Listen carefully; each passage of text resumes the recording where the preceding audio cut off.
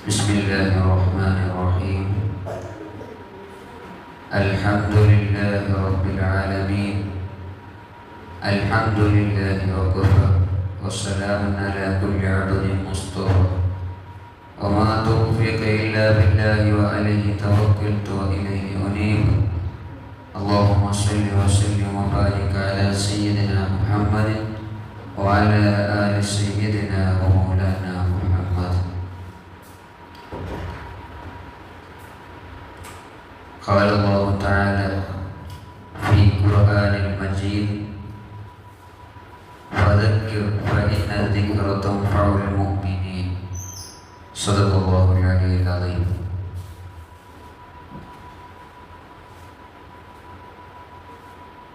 قال رسول الله صلى الله عليه وسلم: إدخال السرور في قلب المؤمن. صدق رسول الله صلى الله عليه وسلم. ഏറ്റവും ബഹുമാനമുള്ള ആദരവുള്ള പ്രിയപ്പെട്ട മുഅ്മിനീങ്ങളെ, മുഅ്മിനാത്തുകൾ, അൽഹംദുലില്ലാഹ് ഏറ്റവും സ്വീകാര്യമായ മജ്‌ലിസിലാണ് നാം വന്ന് ഇരിക്കുന്നുള്ളത്. ആരംഭക്കനിയായ റഹ്മത്തുൽ ലിൽ ആലമീൻ സയ്യിദുൽ വജൂദ് മുഹമ്മദ് റസൂലുള്ളാഹി സ്വല്ലല്ലാഹു അലൈഹി വസല്ലം തങ്ങൾ നമ്മെ ഓർമ്മപ്പെടുത്തിയത് ഇൽമിന്റെ മജ്‌ലിസ് സ്വർഗത്തിലെ പൂന്തോപ്പുകളിൽ നിന്നുള്ളൊരു പൂന്തോപ്പാണെന്ന് സയ്യിദുനാ റസൂലുള്ളാഹി സ്വല്ലല്ലാഹു അലൈഹി വസല്ലം തങ്ങൾ നമ്മെ ഓർമ്മപ്പെടുത്തുന്നു. പ്രിയപ്പെട്ട മുഅ്മിനീങ്ങൾ, കഴിഞ്ഞ ഞായറാഴ്ചയാണ് നമ്മൾ ഈ ക്ലാസ് ആരംഭിച്ചത്.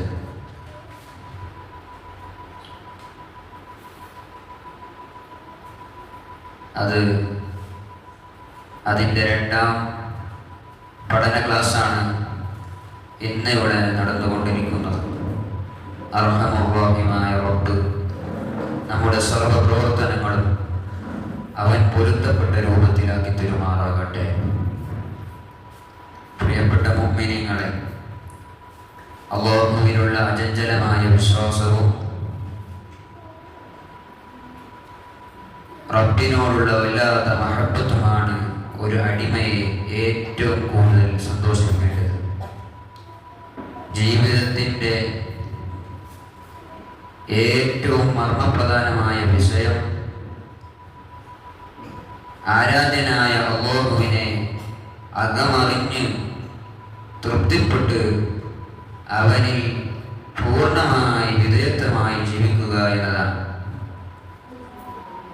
അല്ലാഹു അല്ലാതെ നമുക്ക് മറ്റൊരു ആരാധ്യനായ ഒരാൾ ഇല്ല. ആരംഭക്കനിയായ റഹ്മത്തുൽ ലിൽ ആലമീൻ സയ്യിദുൽ വജൂദ് മുഹമ്മദ് റസൂലുള്ളാഹി സ്വല്ലല്ലാഹു അലൈഹി വസല്ലം തങ്ങളും അതിനു മുന്നേ കടന്നു വന്ന 1,00,000 ചില്ലാനും അംബിയ മുർസലുകളും മുഴുവനും ഈ ഒരു തൗഹീദ് പഠിപ്പിക്കാനാണ് അല്ലാഹു തആല അവരെ നിയോഗിച്ചിട്ടുള്ളത്.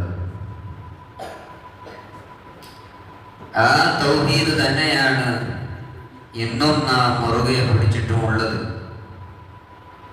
നാം മുഅ്മിനാണ് എന്ന് നാവ് കൊണ്ട് പറയുന്നതിനു പകരം ഹൃദയാന്തരങ്ങളിൽ അത് കടന്നു ചെന്ന് ആത്മീയമായി ഏറ്റവും ഉയർന്ന സ്ഥാനത്ത് എത്തുക എന്നതാണ് ഓരോ മുഅ്മിനും ആവശ്യമായ ഘടകം.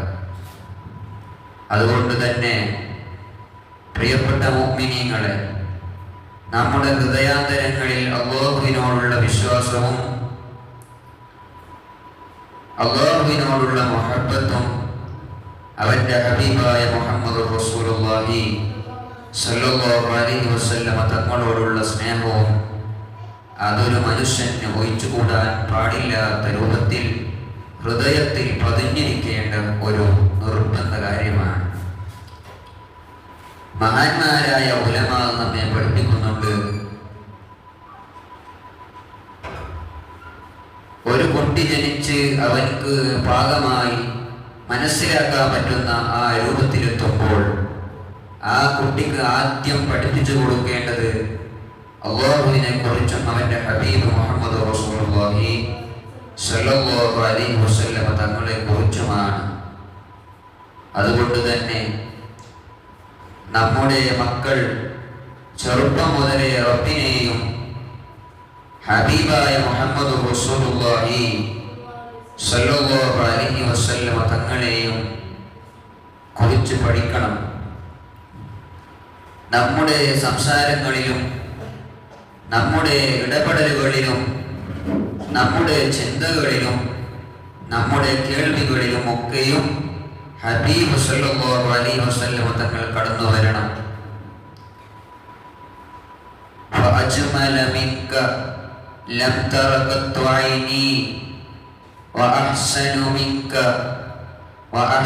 മിൻക ലം തലിദു നിസാഉ ولدت مبرأ من كل عيب كأنك قد خلقت كما تشاء.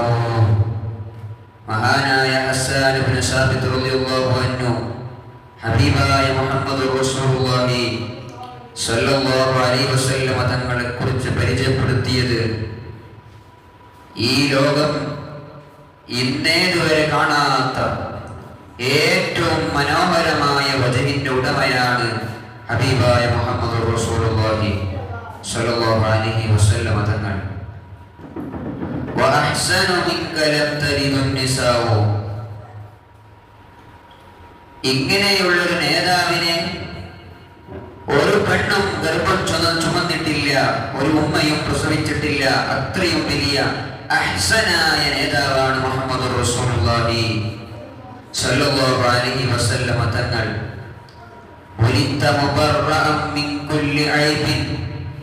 എല്ലാ ന്യൂനതകളിൽ നിന്നും മുക്തമായി ഒരു ന്യൂനതകളും പറയാനില്ലാത്ത നേതാവാണ് ഹബീബായ മുഹമ്മദ് റസൂലുള്ളാഹി സ്വല്ലല്ലാഹു അലൈഹി വസല്ലമ തങ്ങൾ.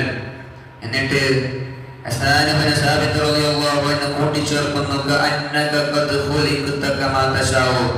തങ്ങൾ പറഞ്ഞു ചെയ്യിപ്പിച്ചതുപോലെ, തങ്ങൾ ഇഷ്ടപ്പെടുന്ന രൂപത്തിൽ, തങ്ങൾ ആഗ്രഹപ്രകാരം ചെയ്യിപ്പിച്ചതുപോലെ തോന്നിപ്പോകുന്ന ഏറ്റവും ഉത്കൃഷ്ടരായ നേതാവാണ് മുഹമ്മദ് റസൂലുള്ളാഹി സ്വല്ലല്ലാഹു അലൈഹി വസല്ലമ തങ്ങൾ.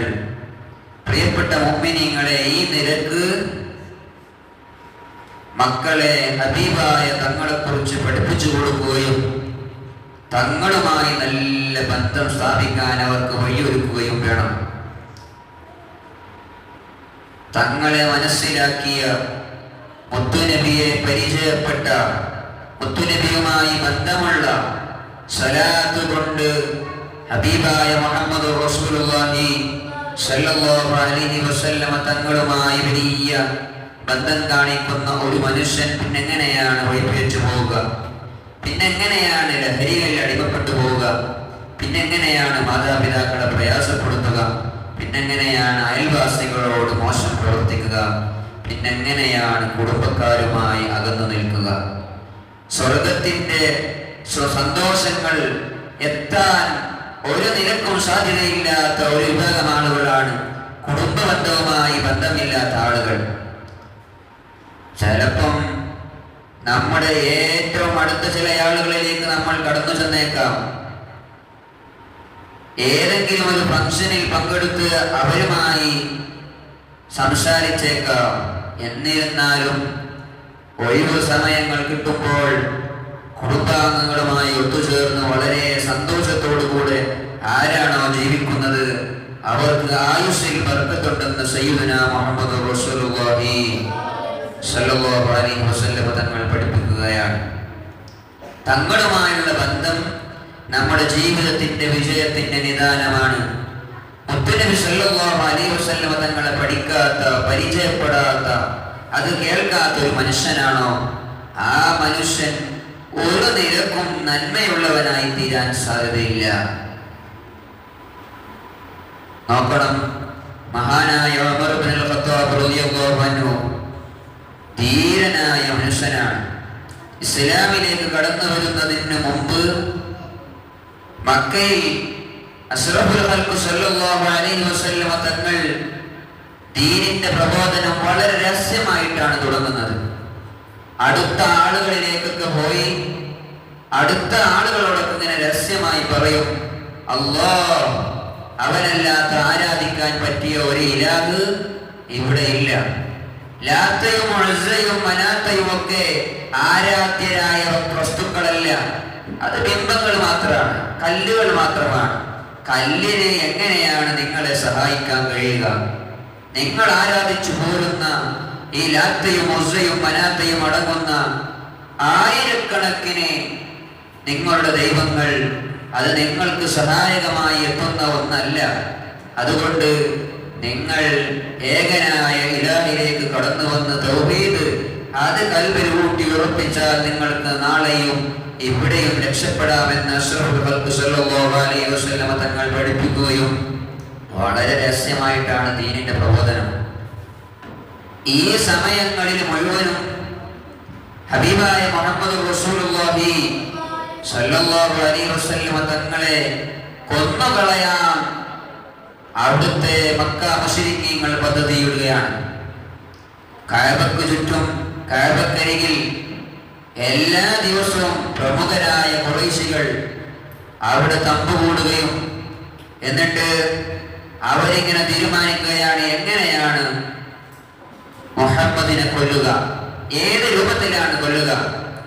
അങ്ങനെ അതാ ഒരുപാട് 100ഓളം ഒട്ടകങ്ങൾ ഓഫർ ചെയ്തുകൊണ്ട് ആരാണ് മുഹമ്മദിനെ കൊല്ലുക എന്ന് ചോദിച്ച് ഇങ്ങനെ ഓഫർ ചെയ്ത സമയത്താണ് അഷ്റഫുൽ ഖൽഖ് സല്ലല്ലാഹു അലൈഹി വസല്ലം തങ്ങളെ കൊല്ലാൻ സയ്യിദുനാ ഉമർ ഇബ്നുൽ ഖത്താബ് റളിയല്ലാഹു അൻഹു ദൗത്യം ഏറ്റെടുക്കുന്നത്.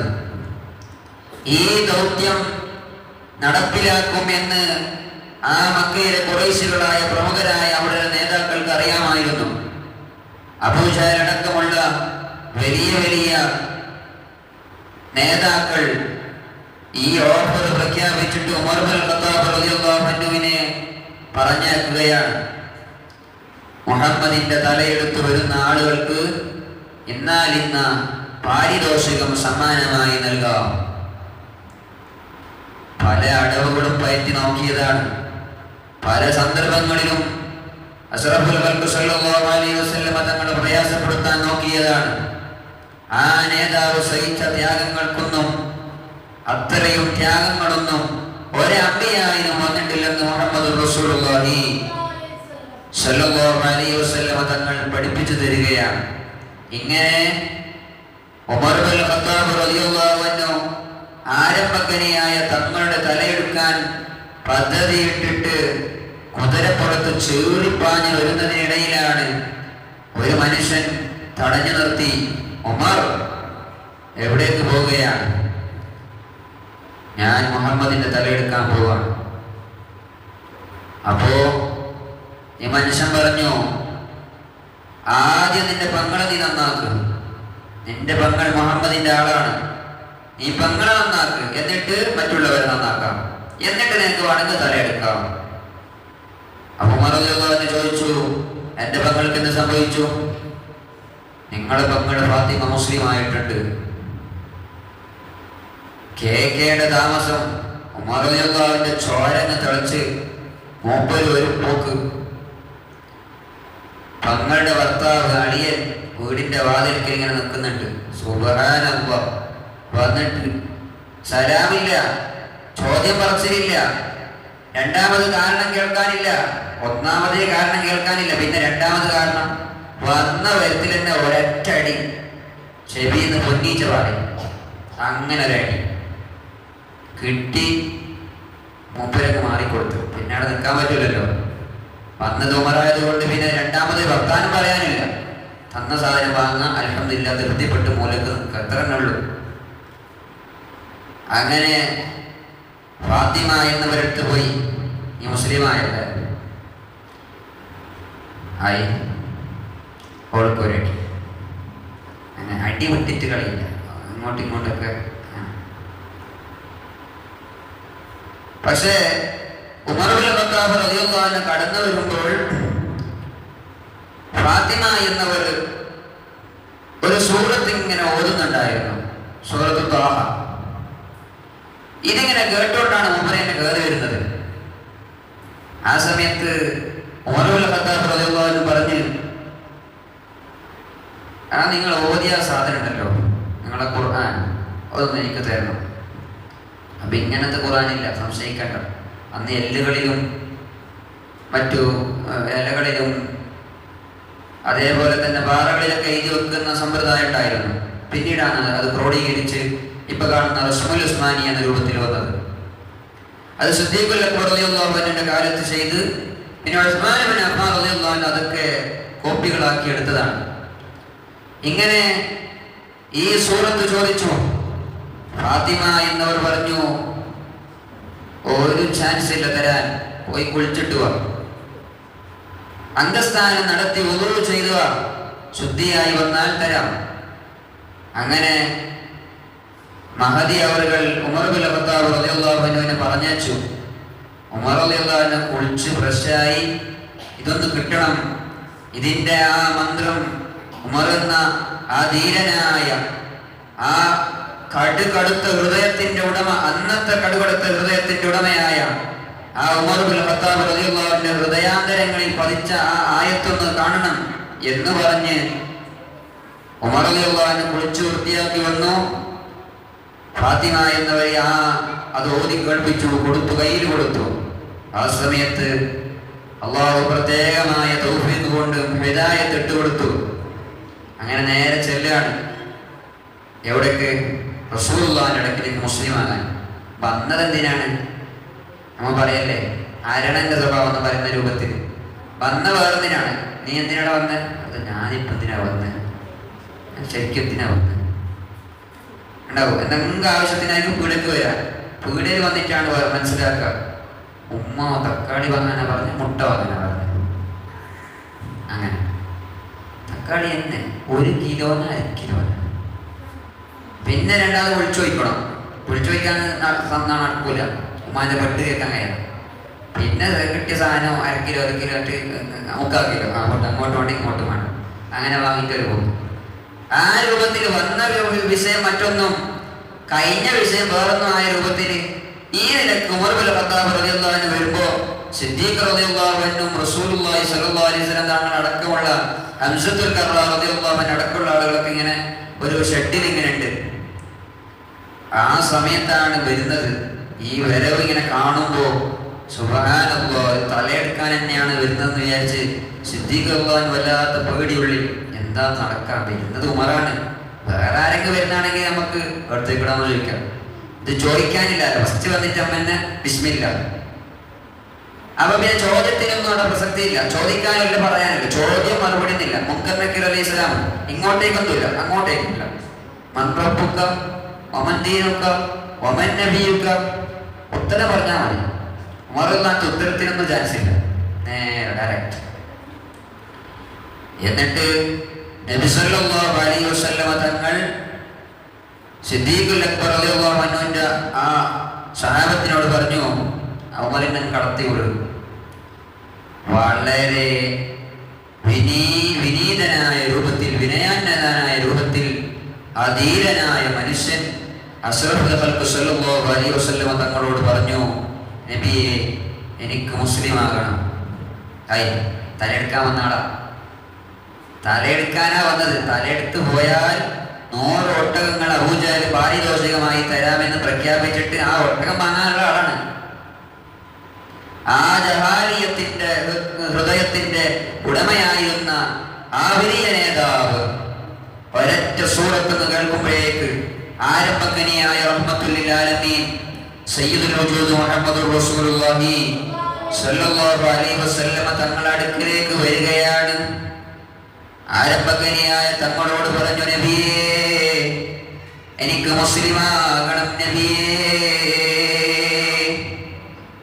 ലക്ഷ്യം മറ്റൊന്നാണ്, വന്നതിന്റെ ആവശ്യം വേറൊന്നാണ്.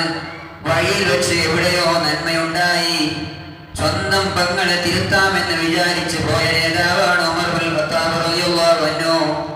എന്നാൽ ആ വഴിയിൽ വെച്ച് തന്നെ ആ ഫാത്തിമ എന്ന മഹതിയായ പെങ്ങളിൽ നിന്ന് ഇസ്ലാമിന്റെ മന്ത്രം മുകളിലേക്ക് ആവാഹിച്ചെടുത്ത് നേതാവായി പോവുകയാണ്. ഏറ്റവും ഇരുണ്ട ഹൃദയമായി നടന്നിരുന്ന നേതാവല്ലേ, അക്കൂട്ടത്തിലെ ഏറ്റവും ധീരനായ മനുഷ്യനല്ലേ, ആരംഭകനിയായ റഹ്മത്തുൽ ലിൽ ആലമീൻ സയ്യിദുൽ വജൂദ് മുഹമ്മദ് റസൂലുള്ളാഹി സ്വല്ലല്ലാഹു അലൈഹി വസല്ലമ തങ്ങളെ രണ്ടാലൊരു ഉമറിനെ കൊണ്ട് ദീനിനെ ശക്തിപ്പെടുത്തണമെന്ന് ദുആ ചെയ്തിരുന്നു. രണ്ടാലൊരു ഉമർ, ഒന്ന് അബൂജഹലായിരുന്നു, ഒന്ന് ഉമർ ബിൻ ഖത്താബ് റളിയല്ലാഹു അൻഹു ആയിരുന്നു. എന്നാൽ നബി സല്ലല്ലാഹു അലൈഹി വസല്ലമ തങ്ങൾ മനസ്സിൽ കണ്ടത് ഉമർ ബിൻ ഖത്താബ് റളിയല്ലാഹു അൻഹുവിനെ ആയിരുന്നു. ആ ദുആ അല്ലാഹു അങ്ങനെ തന്നെ സ്വീകരിച്ചു. വന്ന ലക്ഷ്യം വഴിമാറി പോകുന്നു, ഉദ്ദേശിച്ച കാര്യം നടക്കാതെ പോകുന്നു. മക്ക മുശ്രിക്കീങ്ങളാകുന്ന നേതാക്കൾ മുഴുവനും കഅബക്കരികിലിരുന്ന് വളരെ സന്തോഷത്തോടെ അവരിതാ റസൂലുള്ളാഹി സ്വല്ലല്ലാഹു അലൈഹി വസല്ലമ തങ്ങളുടെ തലയും കാത്തു നിൽക്കുന്നു. പക്ഷേ അവർക്ക് തെറ്റുപറ്റിപ്പോയി. അല്ലാഹുവിന്റെ തീരുമാനം മറ്റൊന്നായിരുന്നു.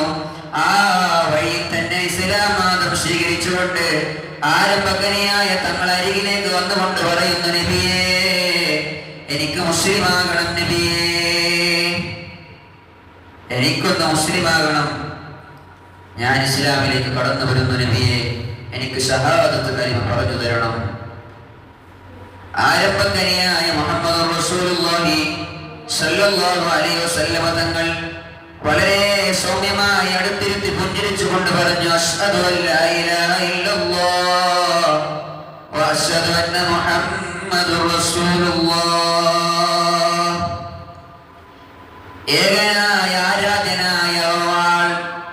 ആരാധ്യനായ ദൈവം അല്ലാഹു മാത്രമാണ്. എല്ലാ നിലക്കും വഴിപ്പെട്ട് കീഴ്പ്പെട്ട് ജീവിക്കേണ്ടത് അല്ലാഹുവിലേക്കാണ്. ആരെയും ഭയപ്പെടാതെ ജീവിച്ചു കൊള്ളുക, എല്ലാം സമർപ്പിച്ച് എല്ലാ നിലക്കും തഖ്വയോടെ ജീവിക്കേണ്ടത് അല്ലാഹുവിനോടാണ്. ആരാധിക്കാൻ പറ്റുന്ന ഒരാൾ അല്ലാഹു മാത്രമാണ്. ലാ ഇലാഹ ഇല്ലല്ലാഹ്. ആരാധിക്കാൻ നീ കാണുന്ന ഈ ദൈവങ്ങളൊന്നും ശരിയാകുന്നില്ല. കഅബക്കുള്ളിലുള്ള ലാത്തയും ഉസ്സയും മനാത്തയും മറ്റു ദൈവങ്ങളും ആരാധിക്കാൻ പറ്റിയതല്ല. ഇങ്ങനെ ഈ ആരാധിക്കാൻ പറ്റാത്ത, നിന്നെ സഹായിക്കാൻ കഴിവില്ലാത്ത, നിന്നോട് ഒരു കൂറും കാണിക്കാത്ത, നിനക്ക് ഒരു ഭവ്യതയുമില്ലാത്ത ആ കാണുന്നതൊന്നും കല്ല് മാത്രമാണെന്നും നിനക്ക് ആരാധിക്കാൻ ഏറ്റവും അർഹതപ്പെട്ടത് അത് അല്ലാഹു ആണെന്നും പരിചയപ്പെടുത്തി കൊടുക്കുകയാണ് മുഹമ്മദ് റസൂലുള്ളാഹി സ്വല്ലല്ലാഹു അലൈഹി വസല്ലമ തങ്ങൾ അല്ലാഹുവിന്റെ ദൂതരും റസൂലുമാണെന്ന് നീ മനസ്സിൽ ഉറപ്പിച്ച് വളരെ വ്യക്തമായി നാവുകൊണ്ട് പറഞ്ഞോ ഉമറേ. ഇങ്ങനെ അങ്ങ് പറഞ്ഞ് ഇസ്ലാമിലേക്ക് കടന്നു വന്നു ഉമർ ബിൻ ഖത്താബ് റളിയല്ലാഹു അൻഹു. രണ്ട് രംഗമാണ് ഇവിടെ ഉള്ളത്. ഇവിടെ ഉമർ റളിയല്ലാഹു അൻഹു മുസ്ലിം ആകുന്നു. മറ്റേ രംഗത്ത് മക്കയിലുള്ള ആളുകൾ, മക്ക മുശ്രിക്കീങ്ങളായ ശത്രുക്കൾ ഈ ഉമർ ബിൻ ഖത്താബ് റളിയല്ലാഹു അൻഹു തലയിൽ കൊണ്ടുവരുമെന്ന് വിചാരിച്ചിട്ട് കാത്തു നിൽക്കുന്നു. എന്നാൽ അവർക്ക് തെറ്റുപറ്റി. കാരണം അല്ലാഹു ആണ് എല്ലാത്തിന്റെയും ഉടമസ്ഥനും നിയന്ത്രിക്കുന്നവനും. ഏത് വിഷയങ്ങളും ഏത് സംഗതികളും നടപ്പിലാക്കുന്നവൻ അല്ലാഹു ആണ്. മഹാനായ ഉമർ ബിൻ ഖത്താബ് റളിയല്ലാഹു അൻഹു പറഞ്ഞു, ഒരു വിഷയം ഒരു മനുഷ്യൻക്ക് അല്ലാഹു കണക്കാക്കിയിട്ടില്ലെങ്കിൽ, രണ്ട് ചുണ്ടിനിടയിൽ അവന് വെച്ച ഒരു സാധനമാണെങ്കിൽ പോലും അത് അല്ലാഹു കണക്കാക്കിയിട്ടില്ലെങ്കിൽ അവനക്കത് ഭക്ഷിക്കാൻ സാധിക്കില്ല. മോനെ, നീ ഉദ്ദേശിച്ചൊരു സാധനം രണ്ട് മലകൾക്കിടയിൽ, വൈദൂര്യമുള്ള രണ്ട് മലകൾക്കിടയിലാണെന്ന് വിചാരിച്ചു കൊള്ളുക. ഈ രണ്ട് മലകൾക്കിടയിലുള്ള ഈ സാധനം നിനക്ക് അല്ലാഹു കണക്കാക്കിയതാണെങ്കിൽ എത്ര ദൂരത്താണെങ്കിലും നിന്റെ കയ്യിൽ അത് വന്നു ചേരുമെന്ന് മഹാനരായ ഉമർ ബിൻ ഖത്താബ് റളിയല്ലാഹു അൻഹു പഠിപ്പിക്കുകയാണ്. അതേ, ഞാൻ ഈ ചരിത്രത്തിലേക്ക് കടക്കട്ടെ.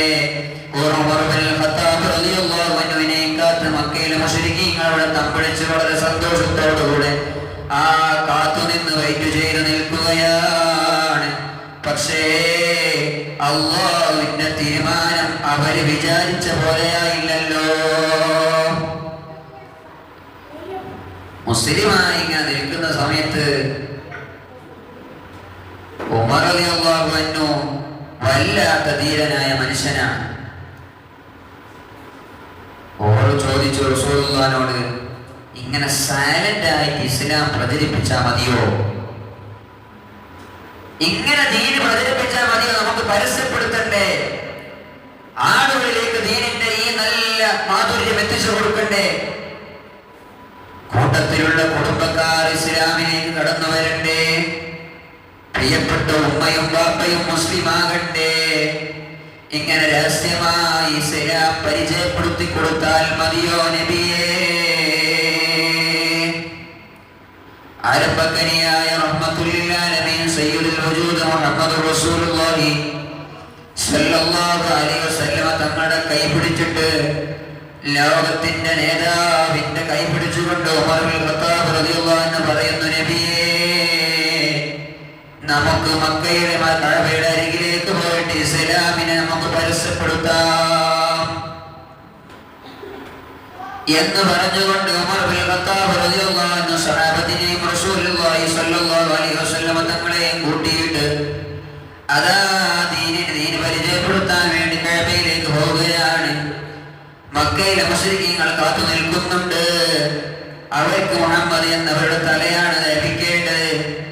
ഈ ലാത്തെയും ഉസ്സയെയും മനാത്തെയുമായി അടങ്ങുന്ന മുഴുവൻ നമ്മുടെ ആബാവ് മുഴുവനും ആരാധിച്ചു പോന്നിരുന്ന ദൈവത്തെ തള്ളിപ്പറയുന്ന മുഹമ്മദിനെ നമുക്ക് വകവരുത്താതിരിക്കാൻ സാധിക്കുമോ? ഞങ്ങളുടെ പിതാമഹന്മാർ ആരാധിച്ചിരുന്നവർ ഈ കാണുന്നവരെ എതിർത്തുകൊണ്ട് അല്ലാഹുവാണ് ഏകനെന്നും അവനാണ് ആരാധ്യനായ വസ്തു ആളെന്നും പറഞ്ഞു കൊടുക്കുന്ന ഈ ദീന് പ്രചരിപ്പിക്കുന്ന മുഹമ്മദിനെ കൊല്ലാതിരിക്കാൻ നമുക്ക് പറ്റുമോ? അവർക്ക് രാത്രിയും പകലും ചർച്ചയാണ്. അവരുടെ വൈകുന്നേരങ്ങളിലുള്ള സായാഹ്ന സന്ധ്യയിലും അവർ ചർച്ചയാണ്. അവരുടെ കല്യാണ ചടങ്ങുകളിലും ചർച്ചയാണ്. അവരുടെ മീറ്റിങ്ങുകളിൽ മുഴുവനും മുഹമ്മദിനെ കൊല്ലുക എന്ന തീരുമാനമാണ്. ഈ നിലയ്ക്ക് മുഹമ്മദ് റസൂലുള്ളാഹി സ്വല്ലല്ലാഹു അലൈഹി വസല്ലമ തങ്ങളെ ആക്രമിക്കുക എന്ന തീരുമാനത്തിലാണ്. അതിന്റെ ഭാഗമായിട്ട് അവിടുത്തെ അനുജരായ സ്വഹാബത്തിനെ ആക്രമിച്ചിട്ടുണ്ട്. ബിലാൽ ഇബ്നു റബാഹ് റളിയല്ലാഹു അൻഹു, ആ ബിലാൽ ഇബ്നു റബാഹ് റളിയല്ലാഹു അൻഹുവിന്റെ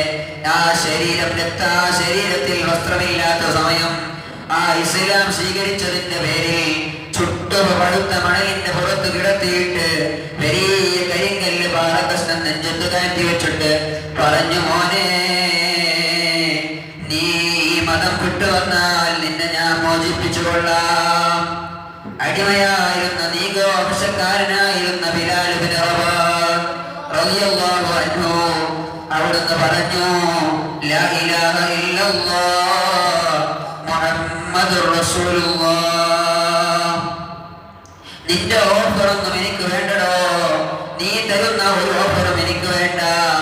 ഈ ചുട്ടുപഴുത്ത മണൽത്തരിയിൽ കിടത്തിയിട്ട് നീ നെഞ്ചിന്റെ മേലെ കല്ല് വെച്ചാലും, എത്ര വൈറ്റുള്ള കല്ല് വെച്ചാലും, ആ കല്ല് കാരണം ഞാൻ മരണപ്പെട്ടാലും ഇസ്ലാമിൽ നിന്ന്, അല്ലാഹുവിൽ നിന്ന്, മുഹമ്മദ് റസൂലുള്ളാഹി സ്വല്ലല്ലാഹു അലൈഹി വസല്ലമ തങ്ങളിൽ നിന്ന് ഒരണുമണി പിന്നോട്ട് മാറി നിൽക്കാൻ ഈ ബിലാലിന് സാധ്യമല്ല എന്ന ഈ രൂപത്തിൽ ഒരുപാട് സ്വഹാബത്തിനെ അവർ ആക്രമിച്ചിട്ടുണ്ട്. സിദ്ദീഖുൽ അക്ബർ റളിയല്ലാഹു അൻഹു സ്വീകാര്യനായ പുരുഷനാണ്. എന്നിട്ട് പോലും സിദ്ദീഖുൽ അക്ബർ റളിയല്ലാഹു അൻഹുവിനെ അവർ വേദനിപ്പിച്ചിട്ടുണ്ട്. ഈ കാണുന്ന ഒരുപാട് സ്വഹാബത്തിനെ അവർ ആക്രമിച്ചിട്ടുണ്ട്. അവർ കിട്ടാവുന്ന സമയങ്ങളിൽ, കഴിയാവുന്ന രൂപങ്ങളിൽ സിദ്ദീഖുൽ അക്ബർ റളിയല്ലാഹു അൻഹു അടക്കമുള്ള പ്രമുഖരായ സ്വഹാബത്തിനെ അവരുടെ വേദനിപ്പിച്ചിട്ടുണ്ട്. അങ്ങനെ ഉമർ ഇബ്നുൽ ഖത്താബ് റളിയല്ലാഹു അൻഹു നബി സല്ലല്ലാഹു അലൈഹി വസല്ലമ തങ്ങളെ കൂട്ടിയിട്ട് മക്കയുടെ കഅബയുടെ അരികിലേക്ക് വന്നിട്ട് പറഞ്ഞു, ഞാൻ മുസ്ലിമായിരിക്കുന്നു. രണ്ടാമതൊരു വർത്തമാനില്ല, പിന്നൊന്നും ചിന്തിക്കാനില്ല. റസൂലുള്ളാഹിന്റെ ചാരത്ത് വെച്ചിട്ട് ഞാൻ മുസ്ലിമായിരിക്കുന്നു. അബൂ സുഫിയാൻ അപ്പുറത്തുണ്ട് റളിയല്ലാഹു അൻഹു.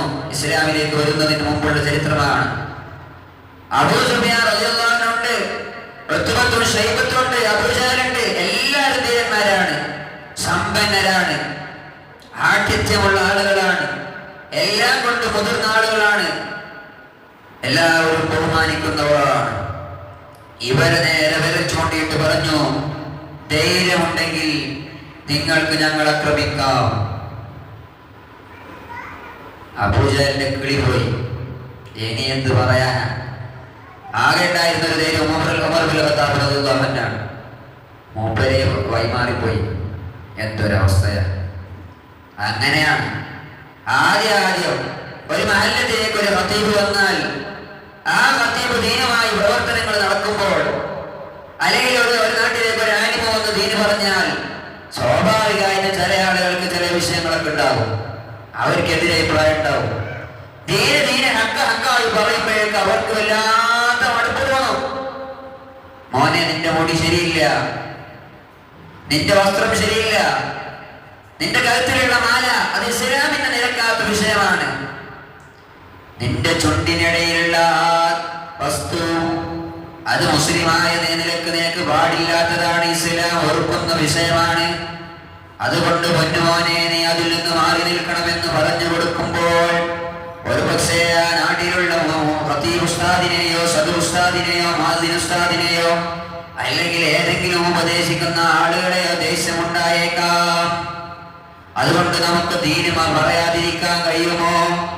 ദീന് മറച്ചു വെക്കാൻ കഴിയുമോ? ഹബീബായ മുഹമ്മദ് റസൂലുള്ളാഹി സ്വല്ലല്ലാഹു അലൈഹി വസല്ലം തങ്ങൾ കാണിച്ചു തന്ന വഴിയിൽ നിന്ന് മാറി നിൽക്കാൻ കഴിയുമോ? ആരുടെയെങ്കിലും സമ്പത്തിന്റെ ആഡിത്യം കണ്ടിട്ടല്ല ഇവിടെ ഇൽമ പഠിച്ച് ഉസ്താദായി വരുന്നത്. ആരെയും മുഖം നോക്കിയിട്ട് സംസാരിക്കാമെന്ന് വിചാരിച്ചല്ല ദീന് പറയാൻ വന്നത്. ആര് മുമ്പിലുണ്ടായാലും ഹക്ക് ഹക്കായി പറയുന്നതിൽ നിന്ന് ഒരു അണുമണി മാറി നിൽക്കൂല. ആരംഭക്കനിയായ മുഹമ്മദ് റസൂലുള്ളാഹി സ്വല്ലല്ലാഹു അലൈഹി വസല്ലം തങ്ങളോട് മക്കയിലെ മുശ്രിക്കീങ്ങൾ പറഞ്ഞു, ഓ മുഹമ്മദേ, നിനക്ക് എന്താണ് ആവശ്യമുള്ളത്? നിനക്ക് എന്തു വേണമെങ്കിലും ഞങ്ങൾ സൗകര്യമൊരുക്കി തരാം. ഞങ്ങളെ നേതാവായിട്ട് നിന്നെ വെക്കാം. ഈ നാട്ടിലുള്ള ഈ മറുനാട്ടിൽ നിന്ന് നിനക്ക് നീ ആവശ്യപ്പെടുന്ന നല്ല സുന്ദരികളായ പെണ്ണിനെ നിനക്ക് ഞങ്ങൾ വിവാഹം ചെയ്തു തരാം. നിനക്ക് വേണ്ട എല്ലാ സൗകര്യങ്ങളും ഞങ്ങൾ ഒരുക്കി തരാം. എല്ലാ ഓഫറും മുന്നിൽ വെച്ചപ്പോഴും ഹബീബായ മുഹമ്മദ് റസൂലുള്ളാഹി സല്ലല്ലാഹു അലൈഹി വസല്ലം തങ്ങൾ ഒരു നിമിഷവും ചിന്തിച്ചു പോയിട്ടില്ല. ഈ തരുന്ന ഓഫർ സ്വീകരിച്ചിട്ട്, ഈ കാണുന്ന ഈ എല്ലാ ഓഫറും സ്വീകരിച്ചിട്ട്, കഴിയാവുന്നത്ര പെണ്ണിനെയും കല്യാണം കഴിച്ചിട്ട് ദീനിന് നിരക്കാത്ത രൂപത്തില്, അല്ലാഹ് ഇഷ്ടപ്പെടാത്ത രൂപത്തിൽ ജീവിക്കാമെന്ന് ആരംഭക്കനിയായ മുഹമ്മദ് റസൂലുള്ളാഹി സല്ലല്ലാഹു അലൈഹി വസല്ലം തങ്ങൾ ഒരു നിമിഷം പോലും ചിന്തിക്കാതെ പറഞ്ഞു, ഓ ഖുറൈശികളെ, നിങ്ങൾ പറഞ്ഞതിനേക്കാളും വലിയ ഓഫർ എന്റെ കയ്യിൽ വെച്ചു തന്നാലും, ചന്ദ്രനെ ഒരു കയ്യിലും സൂര്യനെ മറ്റു കയ്യിൽ വെച്ചു തന്നാലും നിങ്ങൾക്കതിന് സാധിക്കുമെങ്കിൽ നിങ്ങളെ എനിക്ക് അങ്ങനെ വെച്ചു തന്നാലും ഈ തൗഹീദിന്റെ ഈ മന്ത്രം, ഈ തൗഹീദിന്റെ വഴിയിൽ നിന്ന് ഒരാണുമണി തൂക്കം മാറി നിൽക്കാൻ ഞാൻ ഇഷ്ടപ്പെടുന്നില്ല. എന്നിട്ടല്ലേ നിങ്ങൾ പറയുന്ന പെണ്ണിനെ കല്യാണം കഴിക്കുന്നത്? എന്നിട്ടല്ലേ നിങ്ങൾ കാണിക്കുന്നത് തസ്തികയിൽ ഞാൻ ജോലി ചെയ്യുന്നത്? എന്നിട്ടല്ലേ ഞാൻ നിങ്ങൾ പറയുന്ന രൂപത്തിൽ നിങ്ങളുടെ നേതാവായി നടക്കുന്നത്? നിങ്ങളുടെ നേതാവും വേണ്ട, നിങ്ങളൊരു പെണ്ണും വേണ്ട, നിങ്ങളുടെ സൗകര്യങ്ങളും വേണ്ട, നിങ്ങൾ പറയുന്ന ഒരു ഓഫറും എനിക്ക് വേണ്ട. അല്ലാഹുവിൽ മാത്രം വരവേൽപ്പിച്ച് ജീവിച്ച നേതാവാണ് മുഹമ്മദ് റസൂലുള്ളാഹി സ്വല്ലല്ലാഹു അലൈഹി വസല്ലം തങ്ങൾ. അപ്പൊ ദീന് പറയുമ്പോൾ ചില ആളുകൾക്ക് എന്തെങ്കിലും വിഷമമുണ്ടാകും. ദീന് പറയുമ്പോൾ ചില ആളുകൾക്ക് എന്തെങ്കിലും പ്രയാസം ഉണ്ടാകും. ഈ പ്രയാസം ഉണ്ടെന്ന് പറഞ്ഞിട്ടോ എന്തെങ്കിലും ഓഫർ കാണിച്ചിട്ടോ ഏതെങ്കിലും നിനക്ക് ദീന് പറയാൻ പറ്റില്ലെന്ന് പറയാൻ കഴിയുമോ? ആരുടെയെങ്കിലും അധികാരം കണ്ടിട്ട്, ഏതെങ്കിലും ആളുകളുടെ താടി കണ്ടിട്ട്, ഏതെങ്കിലും ആളുകളുടെ തടി കണ്ടിട്ട്, ഏതെങ്കിലും ആളുകളുടെ സമ്പാദ്യം കണ്ടിട്ട് ദീന് അല്ലാത്ത രൂപത്തില്, ദീനിന്റെ വഴിയിലല്ലാത്ത രൂപത്തിൽ സഞ്ചരിക്കാൻ പറ്റുമോ? പ്രിയപ്പെട്ട ഉമ്മമാരെ, ഇവിടെ എല്ലാ കാലം ജീവിച്ചു പോകാമെന്ന് മനസ്സിലാക്കുന്നവരാണോ നമ്മള്? നമ്മൾ പഠിക്കുന്ന വിഷയവും ദീനും മറ്റുള്ളവർക്ക് പകർന്നു നൽകേണ്ട ഉത്തരവാദിത്തമില്ലേ? നിങ്ങൾ തരുന്ന ഭക്ഷണം, ആ ഭക്ഷണം നമ്മൾ ഫ്രീ ആയി കഴിച്ചിട്ട് ദീനായി പറഞ്ഞില്ലെങ്കിൽ അല്ലാഹു നാളെ ചോദിക്കില്ലേ? ആരുടെയെങ്കിലും ഒത്താശക്ക് വേണ്ടി, ആരുടെയെങ്കിലും വിഷയങ്ങൾക്ക് വേണ്ടി, ആരുടെയെങ്കിലും സൗകര്യങ്ങൾക്ക് വേണ്ടി ദീനിനെ മാറ്റി പറയാൻ ദീന് പഠിച്ച ആളുകൾക്ക് സാധിക്കുമോ? ഇതാണ് ഉമർ ബിൻ ഖത്താബ് റളിയല്ലാഹു അൻഹു അവിടെ പോയി പറഞ്ഞത്, നിങ്ങൾക്ക് ഞങ്ങളെ എതിർക്കാം, നിങ്ങൾക്ക് ഞങ്ങളെ തോൽപ്പിക്കാം, ആയുധബലം നിങ്ങൾക്കുണ്ട്, അംഗബലം നിങ്ങൾക്കുണ്ട്, നിങ്ങൾക്ക് വേണമെങ്കിൽ തോൽപ്പിക്കാം. അതല്ലേ ബദർ, റമളാനിന്റെ 17ന്റെ രാത്രി, തലേന്ന് രാത്രി ഹബീബായ മുഹമ്മദുർ റസൂലുള്ളാഹി സ്വല്ലല്ലാഹു അലൈഹി വസല്ലം തങ്ങൾ ബദറിന്റെ മണ്ണിൽ വന്നു. 313 സഹാബത്ത് കൂടെയുണ്ട്. തുച്ഛമായ സൗകര്യങ്ങളുണ്ട്, കുറഞ്ഞ ഒട്ടകങ്ങളുണ്ട്, കുറഞ്ഞ കുതിരകളുണ്ട്. ഇതല്ലാത്ത അംഗബലമായി, ആയുധപരമായി മുഹമ്മദുർ റസൂലുള്ളാഹി സ്വല്ലല്ലാഹു അലൈഹി വസല്ലം തങ്ങൾക്കില്ല. എന്നാലോ 3000-ലേറെ വരുന്ന അംഗബലത്തിനോട് കൂടെ വന്ന മക്ക മുശ്രിക്കീങ്ങളുടെ സൈന്യം, അവർക്ക് 1000-ലേറെ കുതിരകളും ഒട്ടകങ്ങളുണ്ട്. അവരുടെ രാത്രി എങ്ങനെയാണെന്ന് കിതാബുകളിൽ കാണാം. തലേന്ന് രാത്രി അവർക്ക് ഉറപ്പായിരുന്നു ഞങ്ങൾ വിജയിക്കും, ഞങ്ങളുടെ അംഗബലം അത്ര ശക്തമാണ്, ആയുധബലം അത്ര ശക്തമാണ്, ഞങ്ങളുടെ കയ്യിലുള്ള എല്ലാ സൗകര്യങ്ങളും ശക്തമാണ്. മുഹമ്മദിന്റെ സംഘങ്ങളെ നോക്കൂ, തുച്ഛമായ സംഘം ഞങ്ങളോട് എങ്ങനെയാണ് പൊരുതി ജയിക്കുന്നത്, തുച്ഛമായ ആയുധബലമുള്ളവർ എങ്ങനെയാണ് ഞങ്ങളോട് യുദ്ധം ചെയ്യുന്നത്, അവർ പരാജയപ്പെടുക തന്നെ ചെയ്യും. അവരങ്ങ് പരാജയപ്പെട്ടേക്കും. എന്നിട്ടോ അവർ സ്ത്രീകളായിട്ടാണ് അങ്ങോട്ട് വന്നത്. നൃത്തമാടുന്ന നർത്തകികളായ സ്ത്രീകളുമായി, നാരികളുമായിട്ടാണ് അവർ ആ ബദറിന്റെ രണാങ്കളത്തിലേക്ക് അവർ വന്നത്. എന്നിട്ടോ അവിടെ വന്നിട്ട് രാത്രി ഡാൻസ് കളിച്ച്, കള്ള് കുടിച്ച്, ഒട്ടകങ്ങൾ അറുത്ത്, ഭക്ഷണം കഴിച്ച്, ആടിത്തിമർത്ത് അവർ വിചാരിച്ചിരുന്നു അവർ വിജയിക്കുമെന്ന്. ആരംഭക്കനിയായ റഹ്മത്തുൽ ലിൽ ആലമീൻ സയ്യിദുൽ വജൂദ് മുഹമ്മദുർ റസൂലുള്ളാഹി സ്വല്ലല്ലാഹു അലൈഹി വസല്ലം തങ്ങൾ രാത്രിയിൽ സുജൂദിലാണ്. അല്ലാഹുവേ,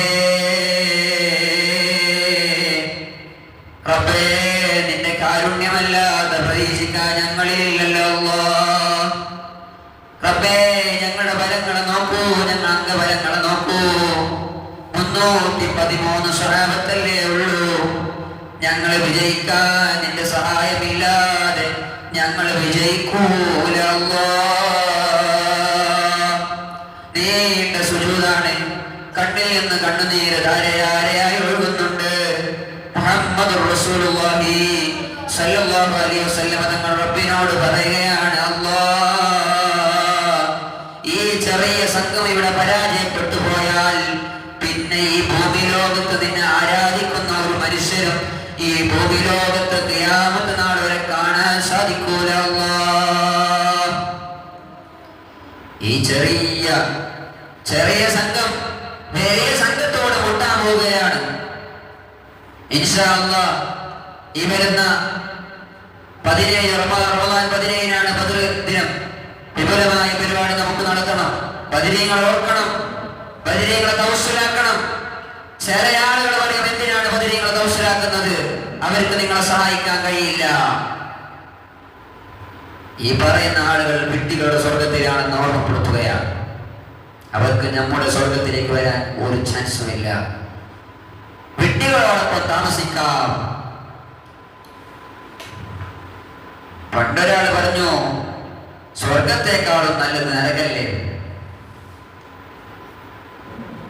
ജാമിദ ടീച്ചർ എന്നൊരു പെണ്ണുണ്ട്. ആദ്യം സെൽഫിയാണ്, ഇപ്പൊ യുക്തിവാദിയാണ്. കേരളത്തിൽ ആദ്യമായിട്ട് ജുമാ നിസ്കാരത്തിന് നേതൃത്വം കൊടുത്ത പെണ്ണാണ്. പെണ്ണ് ജുമാക്ക് നേതൃത്വം കൊടുക്കുന്ന ഒരു ജമാഅത്തിന് നേതൃത്വം കൊടുക്കുന്നില്ല. പിന്നെ എങ്ങനെയാണ് ജുമാക്ക് നേതൃത്വം കൊടുക്കുക? പെണ്ണിന് ഇസ്ലാം കൃത്യമായ കാര്യങ്ങൾ പറഞ്ഞു തന്നിട്ടുണ്ട്, സ്വാതന്ത്ര്യങ്ങൾ നൽകിയിട്ടുണ്ട്. ആണിന് ആണിൻ്റെതായ സ്വാതന്ത്ര്യങ്ങൾ ഇസ്ലാമിലുണ്ട്. ഈ രണ്ട് സ്വാതന്ത്ര്യം വ്യത്യസ്തമാണ്. പെണ്ണിന് പെണ്ണിൻ്റെതായ റൂട്ട്, ആണിന് ആണിൻ്റെതായ റൂട്ട്. ബസ്സിൽ പോകേണ്ട ആൾ ബസ്സിൽ പോകണം, കാറിന് സൗകര്യപ്പെടുന്ന ആൾ കാറിൽ പോകണം. ഇനി അവർക്ക് വിമാനത്തിലാണ് പോകാൻ കഴിയുന്നെങ്കിൽ വിമാനത്തിൽ പോകണം. പണ്ടാര് പറഞ്ഞില്ല, ആന തോടുന്നത് കണ്ട് കോഴി തോടിയാൽ കീറിപ്പോകും. ഓരോരൊക്കെ പറ്റിയ പണിയെ ചെയ്യാൻ പാടുള്ളൂ. മനസ്സിലായ? ദീന് പറയാൻ ഇവിടെ ആലിമീങ്ങളുണ്ട്, ഉസ്താദുമാരുണ്ട്, ഖത്തീബുണ്ട്, സയ്യിദന്മാരുണ്ട്, ഇൽമ പഠിച്ച ആളുകളുണ്ട്. അവര് ദീന് പറയും. സാധാരണക്കാർ അവർക്ക് പറ്റിയ പണി ചെയ്യണം. തോട്ട മുതലാളിമാർ തോട്ടത്തിൽ പണിയെടുക്കണം, ഹോട്ടൽ പണിക്കാർ ഹോട്ടലിൽ പണിയെടുക്കണം. അവര് ദീന് പറയാൻ നിന്നാ ശരിയാവോ? ചട്ടീൻ്റെ അടി കറുത്തതാണെങ്കിൽ അത് ക്ലീൻ ആക്കണം, പൊറോട്ട ചുടനാണെങ്കിൽ അങ്ങനെ ചെയ്യണം. അവർക്ക് ദീന് പറയാൻ അധികാരമില്ല. ദീന് പറയാനുള്ള ആലിമീങ്ങളുണ്ട്. അത് എല്ലാ നാടുകളിലും ആലിമീങ്ങളുണ്ട്. അവരും ദീന് പറയും. ബാക്കിയുള്ള ആളുകൾ ആ പറയുന്ന ദീന് അതങ്ങനെ കൃത്യമായി കേൾക്കണം. അസ്റഫുൽ ഖൽഖ് സ്വല്ലല്ലാഹു അലൈഹി വസല്ലം തങ്ങൾ ഉണ്ടാകുന്ന കാലത്ത് തങ്ങളാണ് ദീന് പറഞ്ഞിരുന്നത്. പിന്നെ തങ്ങളെ ഏൽപ്പിക്കപ്പെടുന്ന സഹാബത്ത് ഓരോ നാടുകളിലും പോയിട്ട് ദീന് പറഞ്ഞു പ്രചരിപ്പിച്ചു. ദീന് പറയാൻ കഴിയാത്ത ആളുകളൊക്കെ ദീന് പറയാൻ തുടങ്ങിയാൽ ദീനിനങ്ങനെ വളരെ മോശമായി പോകൂലേ? അള്ളാഹിന്റെ ദീനല്ലേ, അത് പറയാനല്ല ആലിമീങ്ങൾ. അതിനല്ലേ 10 കൊല്ലം കഷ്ടപ്പെട്ടിരുന്ന് പഠിക്കുന്നത്, അതിന് ശേഷം കിതാബ് നോക്കുന്നത്. ഇതുവരെ കിതാബ് കാണാത്ത കുറെ സലഫികളൊക്കെ വന്നിട്ട് ദീന് പറയാം. അതിന്റെ ആവശ്യമില്ല. അവരെ വർത്തമാനം നമുക്ക് കേൾക്കാൻ പോകണ്ട. അവർക്ക് ദീനറിയില്ല. അവർ ഖുർആന്റെ ആയത്ത് തന്നെ ഗൂഗിൾ ട്രാൻസ്ലേറ്റ് ചെയ്ത് നോക്കാണ്. ഗൂഗിൾ ഇല്ലെങ്കിൽ അവർക്കും ഒന്നും അറിയാം. അങ്ങനെ ഈ പെണ്ണ് പറയാ, പെണ്ണ് ഈ ജുമാക്കൊക്കെ നേതൃത്വം തന്ന പെണ്ണ്, അന്ന് ജമാഅത്തിൽ കുറെ ആൾക്കാരുണ്ടായിന്നാകട്ടെ, അള്ളാഹു പെണ്ണല്ലേ നിൽക്കുന്നത്, ബാക്കിൽ ആൾക്കാർ എണ്ണം കൂടും. അങ്ങനെ നരകല്ലേ നല്ലത്. എന്താ കാരണം? റേഡിയോ കണ്ടുപിടിച്ച ആള് ചിലപ്പോൾ നരകത്തിലാണെങ്കിൽ ഓള വർത്താനാണ്, എൻ്റെ വർത്താനല്ല. റേഡിയോ കണ്ടുപിടിച്ച ആള് മുസ്ലിം ആയിട്ടില്ല എന്ന് എനിക്ക് അഭിപ്രായമുണ്ട്. മരിച്ച ആളെ കുറിച്ച് നമുക്കറിയോ? ഇല്ല. അപ്പോ റേഡിയോ കണ്ടുപിടിച്ചാൽ അയാൾ നരകത്തിലാണെങ്കിൽ എത്ര ശാസ്ത്രജ്ഞന്മാർ ഇങ്ങനെ കണ്ടുപിടിച്ച ആളുകളൊക്കെ ഉണ്ടാവും. ടി വി കണ്ടുപിടിച്ച ആള്, ടെലിഫോൺ കണ്ടുപിടിച്ച ആള്, പിന്നെ സിമെന്റ് കണ്ടുപിടിച്ച ആള്, സ്വർണം കണ്ടുപിടിച്ച ആള്, ഓരോ ആൾക്കാർ എങ്ങനെ എന്ത് കണ്ടുപിടിച്ച ആളാണെങ്കിൽ, പിന്നെ ഫിലിം ആക്ടേഴ്സ്, വലിയ വലിയ രാഷ്ട്രീയക്കാർ, നേതാക്കൾ എല്ലാം നരകത്തിൽ. ഓള ഭാഷയെ, എൻ്റെ ഭാഷയല്ല, ശ്രദ്ധിച്ച് കേൾക്കണം. എനിക്ക് പരാതി പറഞ്ഞത് ഓള നരകത്തിനാ ചോദിക്കണ്ട, എൻ്റെ അഭിപ്രായമല്ല, ആ പെണ്ണിൻ്റെ അഭിപ്രായമാണ്. ഓളൊക്കെ നരകത്തിലുണ്ടാവും. അങ്ങനെ നരകത്തിലെത്തുന്ന നീ എന്ത് കണ്ടുപിടിച്ചത്? റേഡിയോ. അതെങ്ങനെ കണ്ടുപിടിച്ചത്? ഓള വിചാരത്തെ നരകം എന്ന് പറഞ്ഞാല് ഓള് വെച്ച് പഞ്ചായത്ത് ഓഫീസിൽ മീറ്റിങ്ങിന് പോയിരുന്നാണ്. ആടെ തീ കത്തിച്ചിട്ട് ശിക്ഷിക്കുന്ന സ്ഥലം എന്നല്ല ഓളെ വിചാരമുള്ളത്. ഓളെ വിചാരം എന്താ ഉള്ളത്? ആടെ മീറ്റിങ്ങിന് പോയിട്ടുള്ളത്. മീറ്റിങ്ങിന് പോയപ്പോ ആൾക്കാരെ കാണുന്ന സംസാരിക്കുന്നത്. നീ എങ്ങനെ റേഡിയോ കണ്ടുപിടിച്ചത്?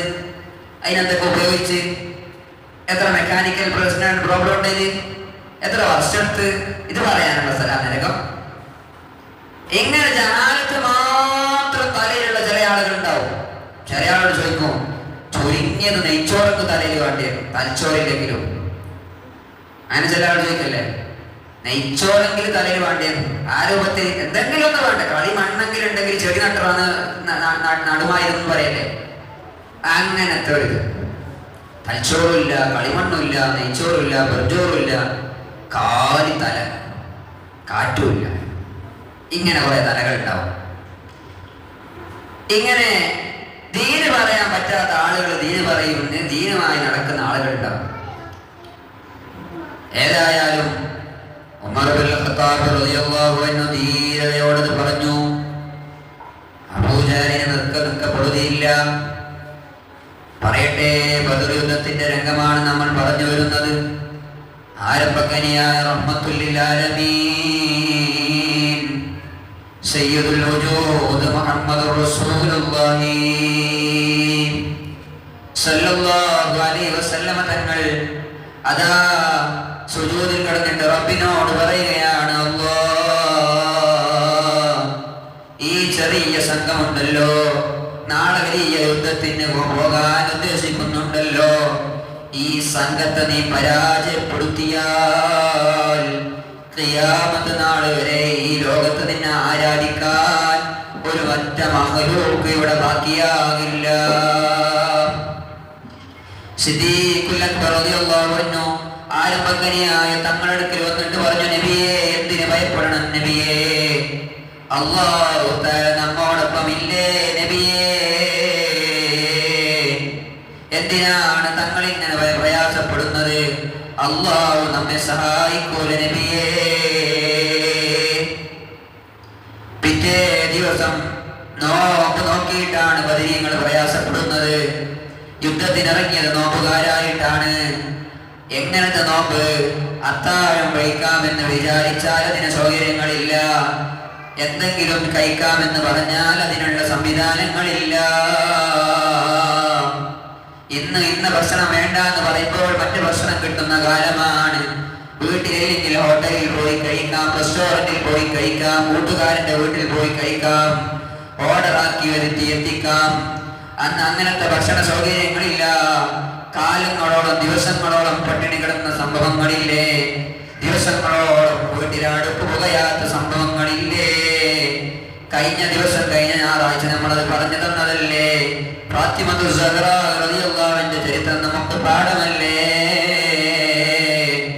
ഇങ്ങനെ നോമ്പ് നോറ്റ് വളരെ പ്രയാസപ്പെട്ടുകൊണ്ടാണ് ബദരീങ്ങൾ യുദ്ധത്തിൽ ഇറങ്ങുന്നത്. ഈ പ്രയാസപ്പെട്ട് യുദ്ധം ചെയ്യുന്നതിനിടയിലല്ലേ മലായികത്തിന്റെ സഹായം അല്ലാഹു ഏർപ്പാട് ചെയ്യുന്നത്? പ്രിയപ്പെട്ട മുഅ്മിനീങ്ങളെ, എന്റെ ശബ്ദം ശ്രവിക്കുന്ന ഉമ്മമാരെ, അല്ലാഹു അല്ലേ നമ്മെ സഹായിക്കേണ്ടത്.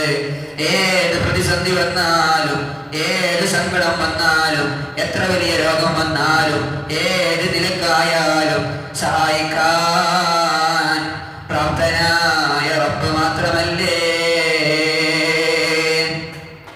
ആർക്കെങ്കിലും വേണ്ടി ദീന് മാറ്റി പറയാൻ സൗകര്യപ്പെടാത്തത് എന്തുകൊണ്ടാണെന്ന് അറിയുമോ? ഈ സുഖങ്ങളും ഈ സൗകര്യങ്ങളും താൽക്കാലികമല്ലേ? ഈ കാണിക്കുന്ന ഓഫർ താൽക്കാലികമല്ലേ?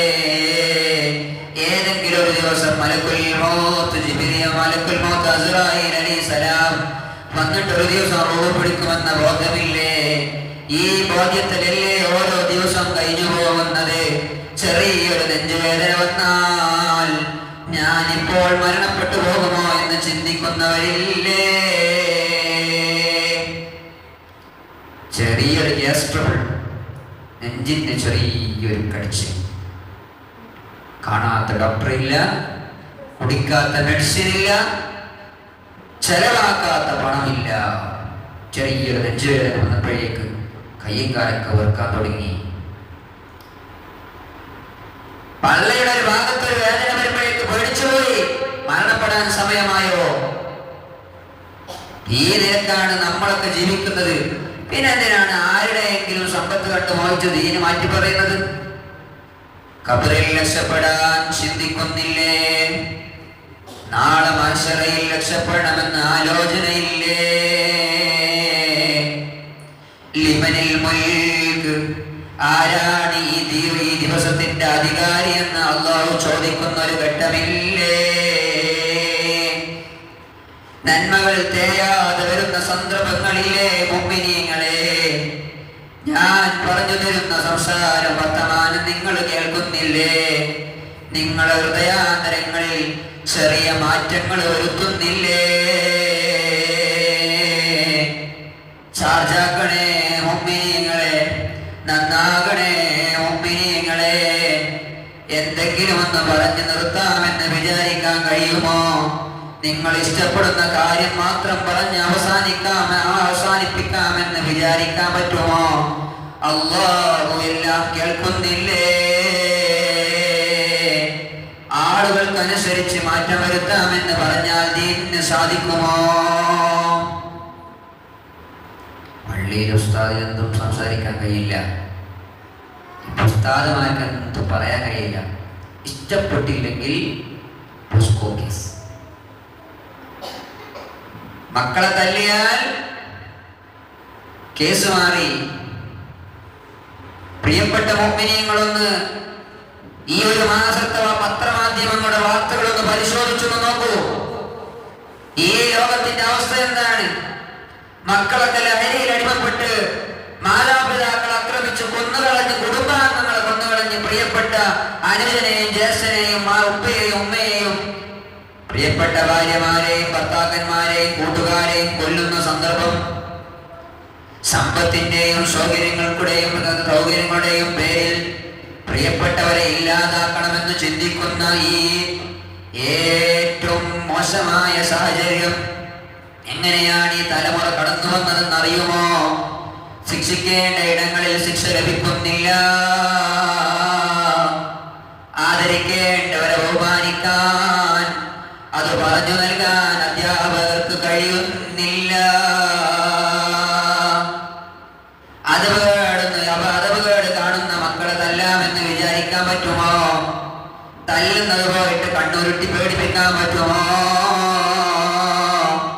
അതിന്റെ മഹല്ല് കമ്മിറ്റിക്കാർ അവിടെ വന്ന് പ്രയാസപ്പെടുത്തുന്നില്ലേ ഉസ്താദുമാരെ?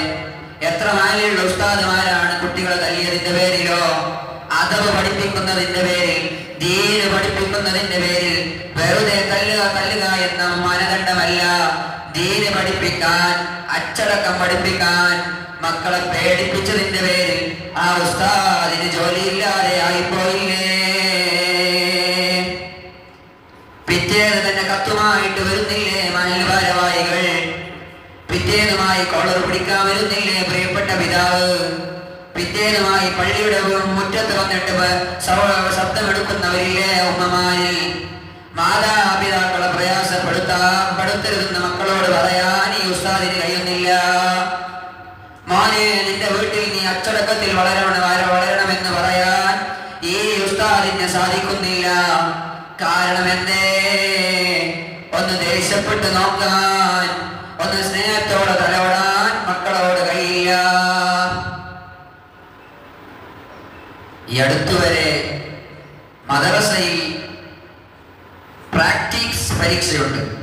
1ാം ക്ലാസ്സിലെ കുട്ടികൾക്ക്, 2ാം ക്ലാസ്സിലെ കുട്ടികൾക്ക്. സമസ്ത വിദ്യാഭ്യാസ ബോർഡിൽ, സമസ്ത കേരള മതവിദ്യാഭ്യാസ ബോർഡിന്റെ കീഴിൽ അങ്ങനത്തെ ഒരു പാഠപരീക്ഷ ഉണ്ടായിരുന്നു. പക്ഷേ കുട്ടികളിനെ കാലെങ്ങനെ വെക്കുന്നു എന്നൊക്കെ നോക്കണം, എന്നിട്ട് മാർക്ക് കൊടുക്കേണ്ടത്. ചെയ്യാത്ത കാര്യത്തിന് നമുക്ക് കൂലി കൊടുക്കാൻ കഴിയില്ലല്ലോ. ചില ഉസ്താദുമാർ ചെറിയ കുട്ടികളോട് കാലൊന്ന് കാണിക്കണം, വിരലെങ്ങനെയാണ് വെച്ചിട്ടുള്ളത്, കൈമുട്ട് എങ്ങനെയാണ് വെക്കേണ്ടത്, അതൊന്ന് പഠിപ്പിച്ചു കൊടുക്കണം. കൈ എങ്ങനെയാണ് കെട്ടേണ്ടത്, എങ്ങനെയാണ് വുളൂ ചെയ്യേണ്ടത്, എങ്ങനെയാണ് നിസ്കരിക്കേണ്ടത്, ഏത് രൂപത്തിലാണ് ഈ സമൂഹത്തോട് പെരുമാറേണ്ടത്, ഈ വിഷയങ്ങളൊന്നും പറഞ്ഞു കൊടുക്കാൻ അധ്യാപകർക്ക് സാധിക്കുന്നില്ല. മോനെ, നിന്റെ ഹെയർ സ്റ്റൈൽ ശരിയില്ല, നീ മുടിവെട്ടി വരണം എന്ന് പറയാൻ ഈ മോനോട് പറഞ്ഞാൽ മാതാപിതാക്കൾക്ക് ദേഷ്യമാണ്. എന്റെ മോനെ ഏത് രൂപത്തിൽ മുടിവെട്ടി വന്നാലും നിങ്ങൾക്ക് എന്താണ് പ്രശ്നം? എന്റെ മക്കളല്ലേ, നിങ്ങൾക്ക് ശമ്പളം തരുന്നത് ഞങ്ങളല്ലേ, പറഞ്ഞ പണി മാത്രം എടുത്തിട്ട് പോയാൽ മതി, പറഞ്ഞ പണി മാത്രം എടുത്തിട്ട് പോയാൽ മതി, നിങ്ങൾക്കുള്ള ഡ്യൂട്ടി പഠിപ്പിച്ചു കൊടുത്താൽ മതി. ഓരെങ്ങനെയാണെങ്കിൽ നടന്നോട്ടെ. സാമ്പത്തികമായി കുറച്ച് ഉഷാറുള്ള രക്ഷിതാക്കൾക്ക് മക്കൾ ഏത് രൂപത്തിൽ നടന്നാലും പ്രശ്നമില്ല. ഉസ്താദുമാര് അവരെ പഠിപ്പിക്കുന്ന ഗുരുവര്യരാണെന്ന് ഓർമ്മയില്ല. എത്ര ഉസ്താദുമാരെയാണ് രക്ഷിതാക്കൾ തല്ലിയത്? എത്ര ഉസ്താദുമാരുടെ തലയിൽ നിന്നാണ് രക്ഷിതാക്കൾ തല്ലുകൊണ്ട് ചോര വന്നത്? എന്ത് വിഷയമാണെന്ന് അന്വേഷിക്കാൻ രക്ഷിതാക്കൾക്ക് കഴിയുന്നില്ല. അവരൊരു വിഷയം ചോദിക്കാതെ അങ്ങനെ വിളിക്കാണ്. ഉസ്താദെ, കുട്ടികളിങ്ങനെ തല്ലാണോ? ഉസ്താദെ, കുട്ടികളിങ്ങനെ പുറത്താക്കാണോ? എന്ത് വിഷയമാണെന്ന് ചോദിക്കാനില്ല, ഏത് വിഷയത്തിലാണെന്നില്ല. അവരൊക്കെ മറക്കാനാണ് പള്ളിയിലേക്ക് വരുന്നത്. ചെറിയ ട്രൗസറൊക്കെ ഇട്ടിട്ട് മദ്രസയിൽ പഠിക്കുന്ന മുതിർന്ന വിദ്യാർത്ഥികളടക്കം പള്ളിയുടെ കോമ്പൗണ്ടിലേക്ക് വരുന്നത് അങ്ങനെയാണ്. ടൗണിലേക്ക് പോകുന്നത് ചെറിയ ട്രൗസറൊക്കെ ഇട്ടിട്ടാണ്. എവിടുന്ന് പഠിച്ച സംസ്കാരമാണ്? ആര് പഠിപ്പിച്ചു നമസ്കാരം. ട്രൗസർ ഇട്ടിട്ടാണ് വീട്ടിൽ കിടന്നുറങ്ങുന്നത്. സ്വന്തം പെങ്ങളാണെങ്കിൽ പോലും നിന്റെ അവിടുത്തെ ആ പെങ്ങൾക്ക് കാണിക്കാൻ പാടുണ്ടോ? മോളെ, നിന്റെ ശരീരം കാണുന്ന, നിന്റെ ശരീരാകൃതി കാണുന്ന വീട്ടിൽ വസ്ത്രവുമായി നീ നിന്റെ വീട്ടിലാണെങ്കിൽ പോലും, നിന്റെ ആങ്ങളൊക്കെ മുന്നിലാണെങ്കിൽ പോലും ആ രൂപത്തിൽ നടക്കാൻ പാടുണ്ടോ? എത്ര സംഭവങ്ങളാണ് നടക്കുന്നത്. സ്വന്തം പെങ്ങളെ തന്നെ കയറിയിട്ട് മോശമായ രൂപത്തിൽ അവരെ സമീപിച്ച എത്രയോ സഹോദരന്മാരുടെ കഥകൾ നമുക്ക് പത്രമാധ്യമങ്ങളിൽ കാണുന്നില്ലേ? ഇതിനൊക്കെ സൗകര്യം ഒരുക്കി കൊടുക്കുന്നത് ആരാണ്? ഇസ്ലാമിന്റെ നിയമം എന്താണ്? 10 വയസ്സായി കഴിഞ്ഞാൽ ഉപ്പയുടെ കൂടെ മകളെയോ മകളെ കൂടെ മകനെയോ അതേപോലെ തന്നെ മോന്റെ കൂടെ ഉമ്മയെയോ കിടക്കാൻ പാടില്ല. ചില ആളുകൾ പരിഷ്കാരികൾ ചോദിക്കും, സ്വന്തം മോന്റെ കൂടെ ഉമ്മ കിടക്കാൻ പാടില്ല. ഈ അടുത്താണ് ഒരു സംഭവം ഉണ്ടായിരുന്നത്. ഒരു 5-6 വർഷങ്ങൾക്കിടയിൽ ഒരു ഉമ്മ പ്രഗ്നന്റായി. ഭർത്താവ് ഗൾഫിലാണ്. നിങ്ങളൊക്കെ കേട്ട സംഭവമായിരിക്കും. ഭർത്താവ് ഗൾഫിലാണ്, ഉമ്മ പ്രഗ്നന്റായി.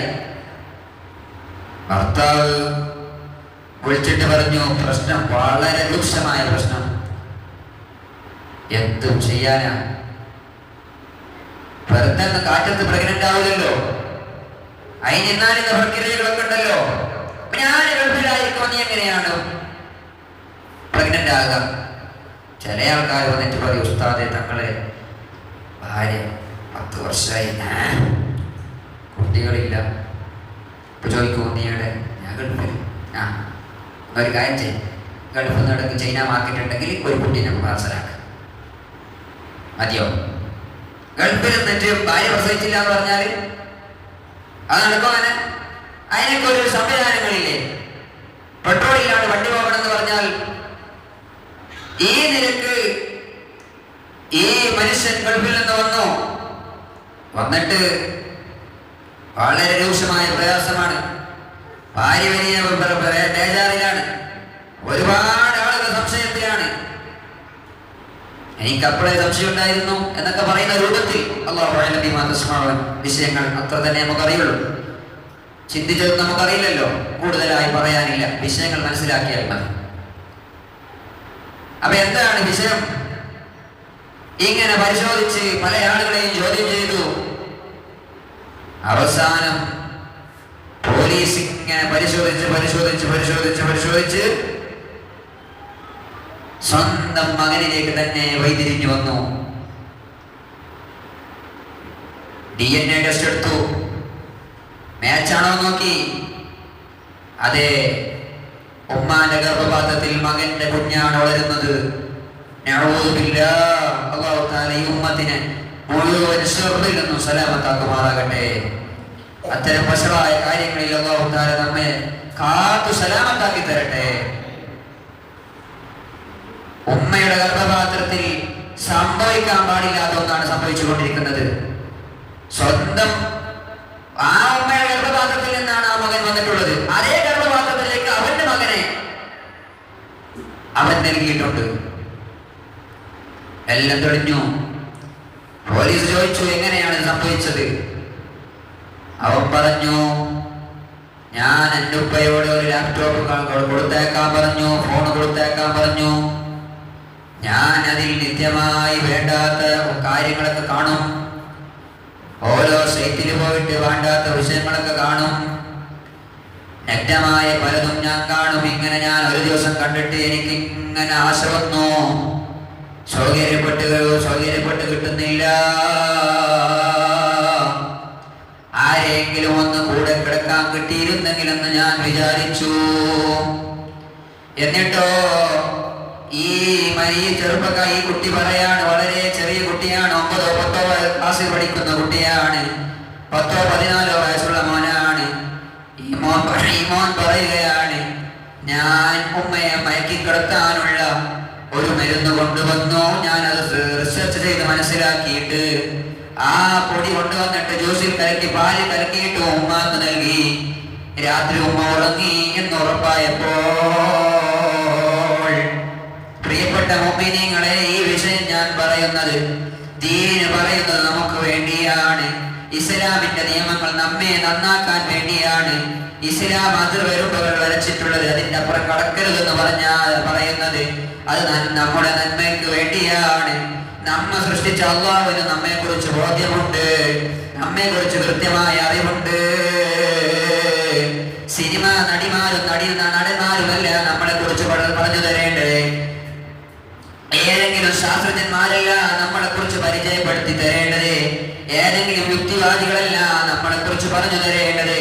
നമ്മെ സൃഷ്ടിച്ച് പരിപാലിച്ച് പോറ്റി വളർത്തുന്ന അള്ളാഹുവിന് നമ്മെ കുറിച്ച് നന്നായി അറിയാമല്ലോ. ആ നിയമങ്ങൾ മുഴുവനും ഉണ്ടാക്കിയത് അള്ളാഹു അല്ലേ? അതുകൊണ്ട് അള്ളാഹു പറയുന്ന നിയമങ്ങൾ കൃത്യമായി പാലിച്ചാൽ ഇത്തരം ഏടാകൂടങ്ങളിൽ പെട്ടുപോകാതെ രക്ഷപ്പെടാൻ അള്ളാഹു സലാമത്താക്കട്ടെ. അങ്ങനെ ഉമ്മ കടന്നുറങ്ങി. ബോധമില്ലെന്ന് മനസ്സിലാക്കിയപ്പോൾ ഈ ഉമ്മയുമായി കുട്ടി ശയിച്ചു. അങ്ങനെ ഉണ്ടായ കുട്ടിയാണ്, ഉണ്ടായ സംഭവമാണ് കേരളത്തിൽ. ഇങ്ങനെ എത്ര സംഭവങ്ങളാണ്. അതുകൊണ്ടാണ് 10 വയസ്സിന് മേലുള്ള കുട്ടിയെ ഉമ്മയുമായി കിടത്തരുത്, ബെഡ്റൂമിൽ തന്നെ കിടത്തരുത്. ഒന്നിച്ച് കിടക്കുന്ന എത്രയോ ഉമ്മമാരുണ്ട്. ഒരേ റൂമിൽ മകളും മകനും ഉമ്മയും ഒപ്പയും കിടക്കുന്ന എത്രയോ ആളുകളുണ്ട്. ഈ സാഹചര്യങ്ങൾ സോഷ്യൽ മീഡിയ എത്ര വളർന്ന കാലത്ത് എങ്ങനെയാണ് ഉപ്പയെ ആക്രമിക്കാം എന്നവർക്കറിയാം. എന്റെ മോൻ അങ്ങനെ ചെയ്യൂല. നല്ല ചിന്തയാണ്, പ്രശ്നമില്ല. നല്ല ചിന്തയാണ്. എന്റെ മോൻ നല്ല മോനാണെന്ന് പറഞ്ഞത് പ്രശ്നമല്ല, നല്ല ചിന്തയാണ്. അതിൻ്റെ അപ്പുറം ഈ സാഹചര്യങ്ങൾ തെറ്റാണെന്ന് മനസ്സിലാക്കണം. മോന് തെറ്റാണെന്നല്ല മനസ്സിലാക്കേണ്ടത്. മോൻ നല്ലതാണ്, മോള് നല്ലതാണ്, സാഹചര്യം മോശമാണ്. കള്ളു കുടിക്കാത്ത മോനാണ്, സിഗരറ്റ് വലിക്കാത്ത മോനാണ്, കഞ്ചാവ് ഉപയോഗിക്കാത്ത മോനാണ്. സാഹചര്യങ്ങൾക്ക് അടിമപ്പെട്ടു പോയാൽ ഇബ്ലീസ് ലഅനത്തുല്ലാഹി അലൈഹി ഓന്റെ ശർറ് വല്ലാത്ത ശർറാണ്. ഖൽബിന്റെ ഉള്ളിലേക്ക് വന്നിട്ട് പറഞ്ഞു തരും അത് ശരിയാണ്, ഇത് ശരിയാണ്, ഉപ്പയും പിന്നെയും പരിഗണിക്കാം. നീ ഒന്ന് ചെറിയൊരു കൂട് റമദാൻ മാസം ചുണ്ടിന്റെ ഇടയിൽ തിരികിയാൽ പ്രശ്നമില്ല.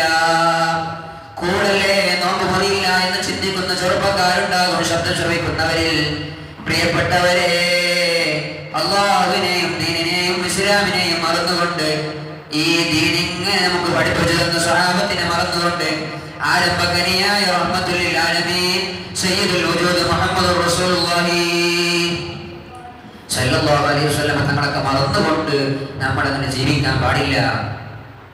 അതുകൊണ്ട് ദീന പറയുന്ന വിഷയം വളരെ ഗൗരവത്തിലെടുക്കണം. ഉസ്താദുമാരൊരു കുട്ടിയെ കുറിച്ച് പറയുകയാണെങ്കിൽ എന്റെ ഉമ്മയൊപ്പം നമ്മളോടല്ല പറയാം, ഉസ്താദുമാരോട്. എന്റെ ഏറ്റവും സെറ്റ് വിഷയം ഉസ്താദുമാർക്ക് അറിയും. ഞാൻ ഈ അടുത്ത് ഉസ്താദിന്റെ അടുത്ത് പോയി, തങ്ങളുടെ ഉസ്താദിന്റെ അടുത്ത് എല്ലാ വിഷയം ചോദിക്കും. എന്തായി വിഷയങ്ങളൊക്കെ, എന്തായി ഓരോ വിഷയങ്ങളൊക്കെ ഒക്കെ ചോദിക്കും. ഈ ബജറ്റ് വിഷയം, ബജറ്റ് മഹലിന്റെ വിഷയം, അവരോട് ഇടപെടുന്ന വിഷയം, നാട്ടുകാരുമായിട്ട് സമ്പർക്കം പുലർത്തുമ്പോൾ ഉണ്ടാകേണ്ട പാലിക്കേണ്ട മര്യാദകൾ, ഓരോ വിഷയവും കൃത്യമായി ഈ സമയത്ത് നമുക്ക് പറഞ്ഞു തരുന്നത് ഞങ്ങളുടെ ഉസ്താദുമാരാണ്. മാതാപിതാക്കളെക്കാളും ഏറ്റവും ബന്ധമുള്ളത് ഉസ്താദുമാരുമായിട്ടാണ്. കാരണം എന്തേ? മഹാന്മാരായ ഉലമാവ് അവരുടെ കിതാബുകളിൽ പഠിപ്പിക്കുന്നത് കാണാം. മാതാപിതാക്കൾ ശരീരത്തിന്റെ രക്ഷിതാക്കളാണ്. ഈ ഭൂമി ലോകത്തേക്ക് ഒരു മനുഷ്യനെ പ്രസവിച്ചു. ഈ ശരീരത്തിന്റെ ഉടമസ്ഥൻ ആരാണ്? ഈ ശരീരത്തിന്റെ ഈ കുട്ടിയുടെ മാതാപിതാക്കളാണ് അവരുടെ രക്ഷിതാക്കൾ. എന്നാൽ അവർക്ക് മറ്റൊരു സാധനം കൂടിയുണ്ട്, അവർക്ക് ആത്മാവുണ്ട്. ശരീരത്തെ പോലെ ആത്മാവിന് വലിയ സ്ഥാനമുണ്ട്. അല്ല, ഈ കാണുന്ന ഔലിയാക്കൾ മുഴുവനും ഈ സ്ഥാനത്തെത്തിയത് അവരുടെ ആത്മീയമായ നേട്ടം കൊണ്ടാണ്. അവർ ആത്മാവ് ശരീരത്തെക്കാൾ മുന്തിരുന്നത് കൊണ്ടാണ്. അവരൊരു പക്ഷേ വായുവിൽ സഞ്ചരിക്കുന്നത് കാണാം, പക്ഷെ ഒരുപാട് കറാമത്തുകൾ കാണിക്കുന്നത് കാണാം. മാജിക്കിന്റെ വിഷയമല്ല പറയുന്നത്, പൊട്ടീസാക്കുന്ന വിഷയമല്ല പറയുന്നത്. വലിയ വലിയ കറാമത്ത് കാണിച്ചവരുണ്ട്. ചന്ദ്രനെ പിളർപ്പാക്കിയിട്ട് കാണിച്ച് മുഹമ്മദ് റസൂലുള്ളാഹി സ്വല്ലല്ലാഹു അലൈഹി വസല്ലം തങ്ങൾ. അത് ആത്മീയമായ നേതാവാണ്. ആത്മാവിനെ നിയന്ത്രിച്ച് ഏറ്റവും ഉന്നതമായ സ്ഥാനത്തെത്തിച്ച നേതാവാണ്. മുഹയ്യിദ്ദീൻ അബ്ദുൽ ഖാദിർ ജീലാനി ഖദ്ദസല്ലാഹു സിറൽ അദീദ്, അഹ്മദുൽ കബീർ റിഫായി ഖദ്ദസല്ലാഹു സിറൽ അദീദ്. നമ്മൾ ആരാധിക്കുന്ന, നമ്മൾ ആദരിക്കുന്ന മുഴുവൻ നേതാക്കളും, നമ്മൾ സ്നേഹിക്കുന്ന മുഴുവൻ നേതാക്കളും, നമ്മുടെ എല്ലാ ഔലിയാക്കളും സ്വാലിഹീങ്ങളും ഈ വലിയ സ്ഥാനത്തെത്തിയത് എന്തുകൊണ്ടാണ്? ശരീരത്തെ മറന്നുകൊണ്ട് ആത്മാവിനെ ബഹുമാനിച്ചത് കൊണ്ടാണ്. മഹാന്മാര് പഠിപ്പിക്കുന്നുണ്ട്, മാതാപിതാക്കളെക്കാളും ഏറ്റവും അഴക്ക കുട്ടിക്ക് ഉസ്താദുമാരാണ്. കാരണം എന്തേ? അവന്റെ ആത്മാവിന്റെ രക്ഷിതാവ് ഉസ്താദാണ്. അവന്റെ ആത്മാവിന് വേണ്ട ഭക്ഷണം നൽകുന്നത് ഉസ്താദാണ്. ശരീരം തടിവെക്കാൻ ഭക്ഷണം നൽകുന്നത് ഉപ്പയാണ്. അതിനുള്ള സാധനം കൊണ്ടുതരുന്നത് ഉപ്പയാണ്. ഭക്ഷണം ഉണ്ടാക്കി തരുന്നത് ഉമ്മയാണ്. എന്നാൽ ആത്മാവിനെ നന്നാക്കാൻ ഉസ്താദിനെ കൈയുള്ളൂ. അവനെ സ്വർഗത്തിലേക്ക് കടത്താൻ ഏറ്റവും ആക്കായ ആൾ ഉസ്താദാണ്. മോനെ, നീ ഉമ്മയെ ബഹുമാനിക്കണമെന്ന് പറഞ്ഞത് ഉസ്താദുമാരാണ്. ഈ ഉസ്താദുമാരാണ് ഏറ്റവും കൂടുതൽ ആ കുട്ടികളുമായി ബന്ധമുള്ളത്. അപ്പൊ ചിലപ്പോ കുട്ടികളുമായി നല്ല അടുപ്പം കാണിക്കേണ്ടി വരും. അപ്പൊ ചിലപ്പോ കുട്ടികളെ ചിലപ്പോ തല്ലേണ്ടി വരും. ചിലപ്പോ എന്താണ് നീ അങ്ങനെ ചെയ്തത് എന്ന് ചോദിക്കേണ്ടി വരും. ചിലപ്പോ അങ്ങനെ ചോദിക്കാതെ എന്തേ മോനെ നീ എങ്ങനെ ചെയ്തത് എന്നും ചോദിക്കേണ്ടി വരും. നിസ്കാരത്തിൽ നബി സല്ലല്ലാഹു അലൈഹി വസല്ലം തങ്ങൾ സുജൂദിലേക്ക് പോയാൽ ചില സമയങ്ങളിൽ നേരം വൈകിട്ടാണ് സുജൂദിൽ നിന്ന് എണീക്കുന്നത്. സ്വഹാബത്ത് കാരണം ചോദിക്കുമ്പോൾ ചെറിയ 2 മക്കളെ എന്റെ പിരടിയിൽ വന്നുണ്ടായിരുന്നു സ്വഹാബ. അവരെ എങ്ങനെയാണ് ഞാൻ മാറ്റുക എന്ന് ചിന്തിച്ചാണ് ഏറ്റവും നന്മയേറിയ ഒരു വിഭാഗത്തിൽ അള്ളാഹുമായി ഏറ്റവും ബന്ധപ്പെട്ട് കിടക്കുന്ന സമയത്ത് പോലും പൊതുസമൂഹത്തിനോട് കാണിക്കേണ്ട ഉത്തരവാദിത്തം പഠിപ്പിച്ചു തരികയാണ് ലോകത്തിന്റെ നേതാവ് സയ്യിദുനാ മുഹമ്മദ് റസൂലുള്ളാഹി സല്ലല്ലാഹു അലൈഹി വസല്ലം തങ്ങൾ. ചില ആളുകൾ എന്തൊക്കെ ഉസ്താദ് അല്ലാത്തത്, അങ്ങനെ ഇരിക്കുന്ന ആൾക്കാർ എന്താ ഉസ്താദ് അല്ലാത്തത്, എന്താ കണ്ണൊറ്റി പഠിപ്പിക്കാത്തത്, അങ്ങനെ പറഞ്ഞ് കണ്ണൊറ്റി പഠിപ്പിക്കാൻ പറ്റോ? അതൊക്കെ നല്ല ഹിക്മത്തിലല്ലേ മുഹമ്മദ് റസൂലുള്ളാഹി സല്ലല്ലാഹു അലൈഹി വസല്ലം തങ്ങൾ ദീൻ നമുക്ക് പഠിപ്പിച്ചു തന്നിട്ടുള്ളത്. ഓരോ കുട്ടിയെയും തല്ലിയല്ല പഠിപ്പിക്കേണ്ടത്. പക്ഷെ തല്ലേണ്ട ആവശ്യം വരുമ്പോൾ തല്ലു കൊടുക്കണം. 7 വയസ്സായാൽ കുട്ടിയെ നിസ്കരിക്കാൻ കൽപ്പിക്കണം. 10 വയസ്സായിട്ടും നിസ്കരിക്കുന്നില്ലെങ്കിൽ തല്ലണം. മറ്റൊരു തല്ലെന്തിനാണ്? അതബില്ലായ്മക്ക്. ഉമ്മാനെ ബഹുമാനിക്കുന്നില്ലേ? തക്കാളി കൊണ്ടുവരാത്തതിനല്ല തല്ലേണ്ടത്. ഉള്ളി മുറിച്ചു തരാത്തതിനല്ല തല്ലേണ്ടത്. ഉമ്മാക്ക് വെള്ളമെടുത്ത് കൊണ്ടുതരല്ല അതവാണ്. എന്നാലും തക്കാളി കൊണ്ടുവന്നില്ലെങ്കിൽ തല്ല. എങ്ങനെ? ചെക്കനോട് പറഞ്ഞിട്ട് ഉമ്മ പറഞ്ഞ് കേട്ടിട്ടില്ല, ഉമ്മാനെ പറഞ്ഞ് കേട്ടില്ല, അതവ് എന്ന് പറഞ്ഞിട്ട് തല്ല. എന്നാലും തല്ലാതിരിക്കലാണ് നല്ലത്.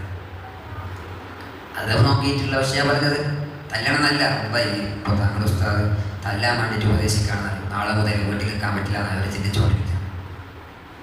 അങ്ങനല്ല.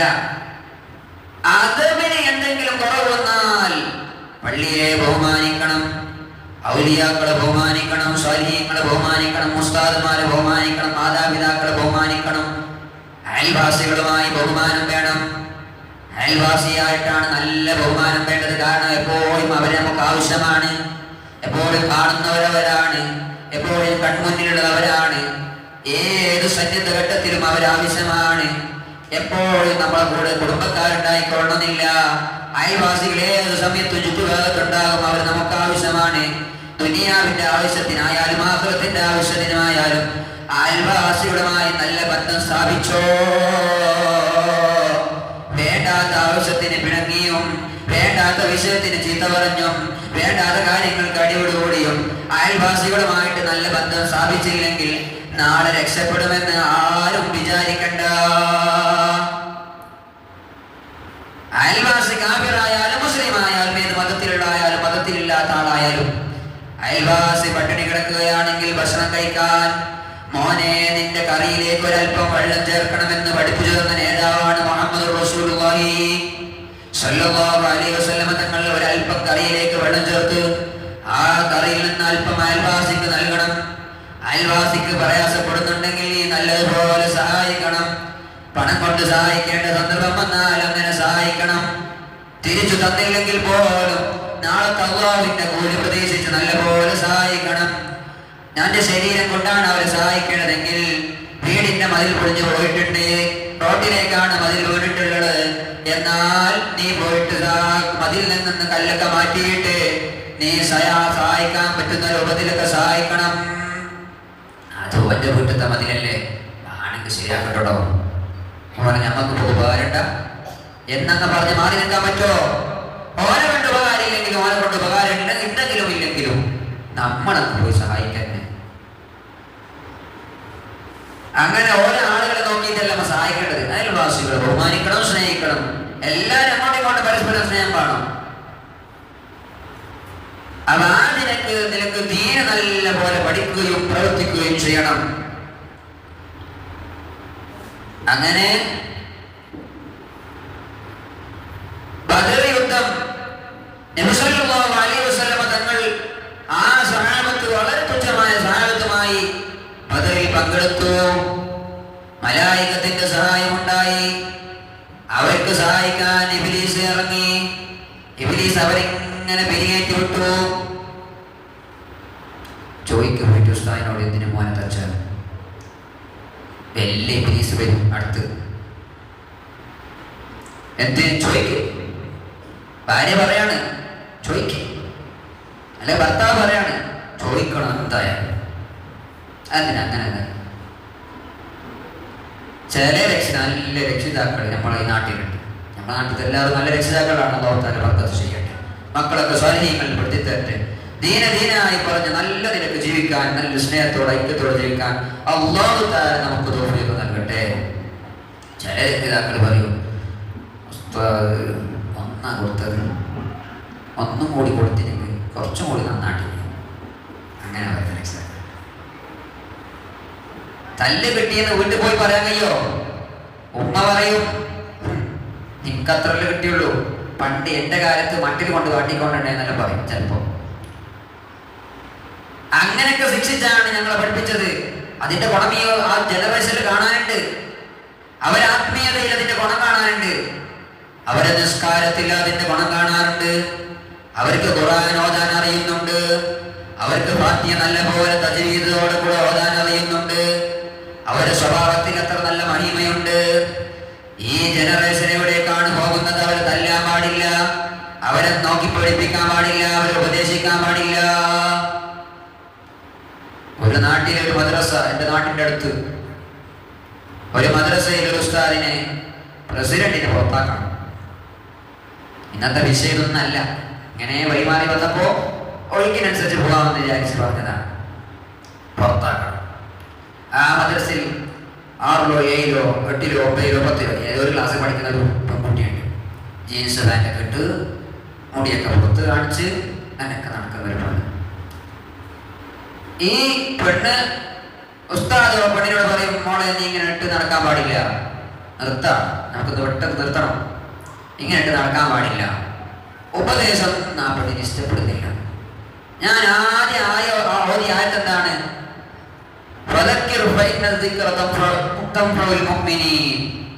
നബിയെ തങ്ങൾ ഉപദേശിച്ചു കൊടുക്കണം. ചാർജ് തീരും, സാധാരണയാണ്. ഓരോ വെള്ളിയാഴ്ച ഇങ്ങനെ അത് പറഞ്ഞു കൊടുക്കണം. അതന്നെ നമ്മുടെ ഡ്യൂട്ടി. അതാണ് നമ്മുടെ ഡ്യൂട്ടി. വേറെ ഇങ്ങനെ പറഞ്ഞു കൊടുക്കാം. നമ്മൾ നന്നാവോ നിങ്ങൾ നന്നാവോ? നിങ്ങൾ പോകുന്ന സ്വർഗത്തിൽ എന്ത് പോകണമെന്നാണ് ഞാൻ ചിന്തിക്കുക. ഞാൻ പോകുന്ന സ്വർഗത്തിൽ നിങ്ങൾക്ക് വരണമെന്നല്ല, അതിന്റെ ഗ്യാരണ്ടി പറയാൻ കഴിയില്ല. പക്ഷെ നിങ്ങൾ മുഅ്മിനീങ്ങൾ പോകുന്ന സ്വർഗത്തിൽ നിങ്ങളോടൊപ്പം നിങ്ങളെ കൈ പിടിച്ചിട്ട് വെച്ചിട്ടെല്ലാവരും സ്വർഗത്തിൽ പോകുന്നു. അക്കൂട്ടത്തിൽ ആ ഖതീബ് ഉസ്താദും ആ തങ്ങൾ ഉസ്താദും അതിന്റെ കൂട്ടത്തിൽ ഉണ്ടാകണം. അങ്ങനെ ഞാൻ ചിന്തിക്കുന്നു. നിങ്ങൾ പോകുന്ന സ്വർഗത്തിൽ എനിക്ക് പോകണം. ചില ആൾക്കാർ വന്നിട്ട് പറയും തങ്ങൾ പോകുന്ന സ്വർഗത്തിൽ എന്നെയും കൊണ്ടുപോകണം. ഞാൻ പറയും ടിക്കറ്റ് കിട്ടിയിട്ടില്ല, കിട്ടിയാൽ ഞാൻ നിങ്ങളെ വിളിക്കുന്നുണ്ട്. മനസ്സിലായില്ലേ? മുഅ്മിനീങ്ങൾ എല്ലാവരും നരകത്തിൽ പറയാൻ പറ്റുമോ? വെച്ചക്കാരെല്ലാവരും നരകത്തിൽ പറയാൻ പറ്റുമോ? അള്ളാഹു എല്ലാവർക്കും സ്വർഗ്ഗം നൽകി അനുഗ്രഹിക്കട്ടെ. നരകത്തിൽ നിന്ന് അള്ളാഹു തആല മോചിപ്പിച്ചു തരട്ടെ. എല്ലാവിധ സലാമത്തും അള്ളാഹു തആല ഉടനീളം നൽകട്ടെ. എപ്പം ഇങ്ങനെ ദ്വാരക്കണം. നരകവും സ്വർഗ്ഗം എന്ന് പറഞ്ഞാൽ അതിന്റെ വേറെ വിഷയം ഇൻഷാ അല്ലാഹ് പിന്നെ പറയാം. ഏതായിരുന്നാലും ഈ പെൺകുട്ടിക്ക് ഉപദേശം ഒന്നും പിടിക്കുന്നില്ല. പ്രസിഡന്റിനാണെങ്കിൽ ഈ ഉസ്താദിനെ പുറത്താക്കുമാണ്. പ്രസിഡന്റ് ഓളെ പെരക്കേക്ക്, പ്രസിഡന്റ് പെരക്കേക്ക്, ഓളെ പെരക്കേക്ക്, പ്രസിഡന്റ് പെരക്കേക്ക്, ഓളെ പെരക്കേക്ക്, പ്രസിഡന്റ് പെരക്കേക്ക്, ഇങ്ങനെ അവസാനം ഈ കുട്ടി ഇങ്ങനെ അതേ മദ്രസയിലേക്ക് വരാത്ത കുട്ടിയാണ്. പിന്നെ ഇങ്ങനെ അടുക്കടുക്ക് മദ്രസയിലേക്ക് വരുന്നില്ല. ആദ്യ ദിവസത്തെ വിളിച്ചു ചോദിച്ചു കുട്ടിയുടെ പാരൻസിനോട്, എന്താ കുട്ടി വരാത്ത? അവരൊരു കാരണം പറയും. പിന്നെയും ഇങ്ങനെ വിളിച്ചു ചോദിക്കും, അപ്പോൾ ഒരു കാരണം പറയും. വന്നപ്പോഴൊക്കെ ഈ കുട്ടിയോട് പറയും, മോളെ ദീനാണ്, ഇങ്ങനെയൊക്കെ വിഷയമാണ്. പെണ്ണ് ജീൻസ് ഇട്ട് പാനിട്ട് നടക്കാൻ കഴിയില്ല, ആകാരം വെളിവ് കാണിച്ച് നടന്നൂടാ. ദീനിൽ നിരക്കാതാണ്, അള്ളാഹ്ക്ക് ഇഷ്ടമില്ലാത്തതാണ്. നീ അങ്ങനെ നടന്നോണ്ട് ഈ ഉസ്താദിനൊരു പ്രശ്നമില്ല. ഈ ഉസ്താദിന് ഇവിടെ ഈ ബെജ്ജാമാലിൽ എത്ര കാലത്തോളം അള്ളാഹു തആല എന്നെ കണക്കാക്കിയിട്ടുണ്ടോ, ആരൊക്കെ തരുമെന്ന് കണക്കാക്കിയിട്ടുണ്ടോ, അതുവരെ വീടുണ്ടാവും. അതിന് ഗ്യാരണ്ടി പറയാണ്ട. അഷ്റഫുൽ ഖൽഖ് മുഹമ്മദ് റസൂലുള്ളാഹി സ്വല്ലല്ലാഹു അലൈഹി വസല്ലം തങ്ങൾ ദീൻ നടത്തി, ദീൻ വളർത്താൻ വേണ്ടിയിട്ട് കഷ്ടപ്പെട്ടപ്പോ മക്കയിൽ നിന്ന് നാട്ടുകാരെന്നെ പുറത്താക്കി. പിന്നല്ലേ വേറെ നാട്ടുകാർ, സ്വന്തം കുടുംബക്കാർ നാട്ടുകാരാണ് റസൂലുള്ളാഹിനെ നാട്ടിൽ നിന്ന് പുറത്താക്കുന്നത്. അങ്ങനെയാണ് ഹിജ്റ പോകുന്നത്. എത്ര കഷ്ടപ്പെട്ടിട്ടാണ്! 3 വർഷത്തിലേറെ ശിഅബ് അബൂ താലിബ് എന്ന് പറയുന്ന മലഞ്ചെരുവിൽ 3 വർഷത്തിലേറെ ഭക്ഷണമൊന്നും കഴിക്കാതെ പച്ചില മാത്രം കഴിച്ച് റസൂലുള്ളാഹി സ്വല്ലല്ലാഹു അലൈഹി വസല്ലം തങ്ങളും ഖദീജത്തുൽ കുബ്ര റളിയല്ലാഹു അൻഹയും അടങ്ങുന്ന ആ കുടുംബം, അലി ഇബ്നു അബീ താലിബ് തങ്ങളടക്കമുള്ളവർ ആ ശിഅബ് അബീ താലിബിൽ 3 വർഷം ഒരു ഭക്ഷണം കിട്ടാതെ പച്ചില മാത്രം കഴിച്ചു വർഷം അങ്ങനെ കഴിഞ്ഞുകൂടിയിട്ടുണ്ട്. കൂടെയുള്ളവർ പറയാറുണ്ടായിരുന്നു, കാഷ്ടിക്കുമ്പോൾ ആടിന്റെ കാഷ്ടം പോലെയായിരുന്നു മനുഷ്യന്റെ കാഷ്ടം. അത്രമേൽ പ്രയാസപ്പെട്ടിട്ടാണ് ദീൻ ഇവിടെ വളർത്തിയത്. അന്നം എവിടെ കണക്കാക്കിയോ അവിടേക്ക് നീങ്ങണം. ഉസ്താദുമാർക്കും ആലിമീങ്ങൾക്കും സാദാതീങ്ങൾക്കും ഒന്നും ഒരു സ്ഥലം കൃത്യമായി രേഖപ്പെടുത്തി വെക്കപ്പെടുന്നില്ല. ഇവിടെ ദീൻ പറയാൻ ഇഷ്ടപ്പെടുന്നില്ല, നാട്ടുകാർ പുറത്താക്കുന്നു.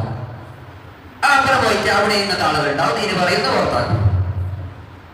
അങ്ങനെ റസൂലുള്ളാഹി സ്വല്ലല്ലാഹു അലൈഹി വസല്ലം തങ്ങളോട് പറഞ്ഞു, മദീനയിൽ നിന്ന് കുറെ ആളുകൾ അൻസാരികളായ സ്വഹാബത്ത് അവര് ദീൻ അറിയാൻ വേണ്ടി വന്നു, ഇസ്ലാം പഠിച്ചു, മദീനത്ത് പോയി പ്രചരിപ്പിച്ചു.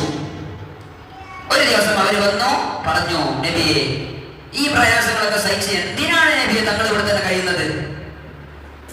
അപ്പൊ ഹിജ്റക്കുള്ള സമ്മതം കിട്ടിയപ്പോൾ അഷ്റഫുൽ ഖൽഖ് സ്വല്ലല്ലാഹു അലൈഹി വസല്ലം തങ്ങൾ അവരുടെ ക്ഷണം സ്വീകരിച്ച് മദീനയിലേക്ക് പോയി. മദീനയുടെ ആളുകൾ നല്ല ആളുകളായതുകൊണ്ട് അവിടെ തന്നെ താമസിച്ചു. പിന്നീട് മക്ക വിജയം ഉണ്ടായി, എല്ലാവരും മുസ്ലിമായി, എല്ലാവരും തങ്ങൾ അങ്ങ് അംഗീകരിച്ചു. ആ അംഗീകാരം പിന്നെ കിട്ടും, ഇപ്പൊ കിട്ടൂല. ഇപ്പൊ കുറ്റം പറയും, എത്ര നല്ല ചെയ്താലും കുറ്റം പറയും, എന്ത് നല്ല ചെയ്താലും കുറ്റം പറയും. ഞങ്ങളുടെ നാട്ടിൽ അതല്ല. പണ്ടൊരു ഉമ്മ ഫാമിലി ആയിട്ട് കടലിൽ ഇങ്ങനെ പോവാം, യാത്ര പോവാം കപ്പലിൽ. പെട്ടെന്ന് ഇങ്ങനെ കുഞ്ഞിനെ കാലോലിച്ചുകൊണ്ടിരിക്കുമ്പോ കുഞ്ഞ് കടലിൽ വീണ്.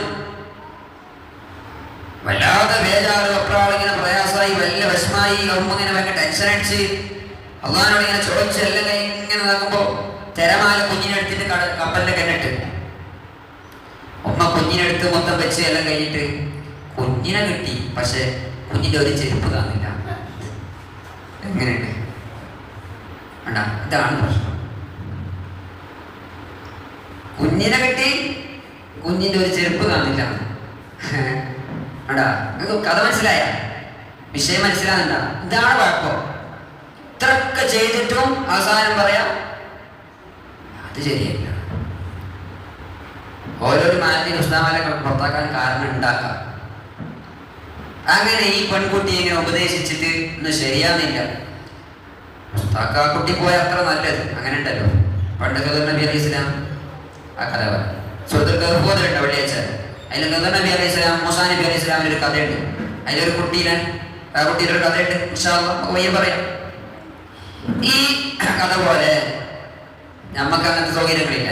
അപ്പൊ ഇങ്ങനത്തെ ചില കുട്ടികളെ കൊണ്ട് നല്ല ബുദ്ധിമുട്ടുണ്ടാവും. പിന്നെ എങ്ങനെ അള്ളാഹിനോട് ദുആക്കും. അൽഹംദുലില്ലാ, ബെജ്ജയിലുള്ള ആളുകൾ എത്ര നല്ല കുട്ടികളാണ്. അവര് ദീനിന് എത്ര ഉപകാരം ചെയ്തു. ഏത് നട്ടുച്ച സമയത്തും പള്ളിയിൽ ക്ലീനാക്കാനുണ്ട് പറഞ്ഞാൽ ആ കുട്ടികളെ കോടി വരും. ഞാൻ വിളിക്കും, ദൂറിന്റെ പള്ളി ഉണ്ടാവില്ലേ? ആ പള്ളി ഉണ്ടാവും. അങ്ങനല്ലാന്ന് സ്വന്തം പേരൻസിനെക്കാളും വരും. പേരൻസിനോടൊക്കെ പറയും പോലെ ചില എല്ലാ കുട്ടികളും ദൂറിന് ഞാൻ നിസ്കരിക്കാണ്ടാവില്ല, ഫാമിലിൻ്റെ അവിടെ ചെറിയ കല്യാണം, അങ്ങനെയൊക്കെ പറഞ്ഞിട്ടാണ് ഈ കുട്ടികൾ പോകുന്നത്.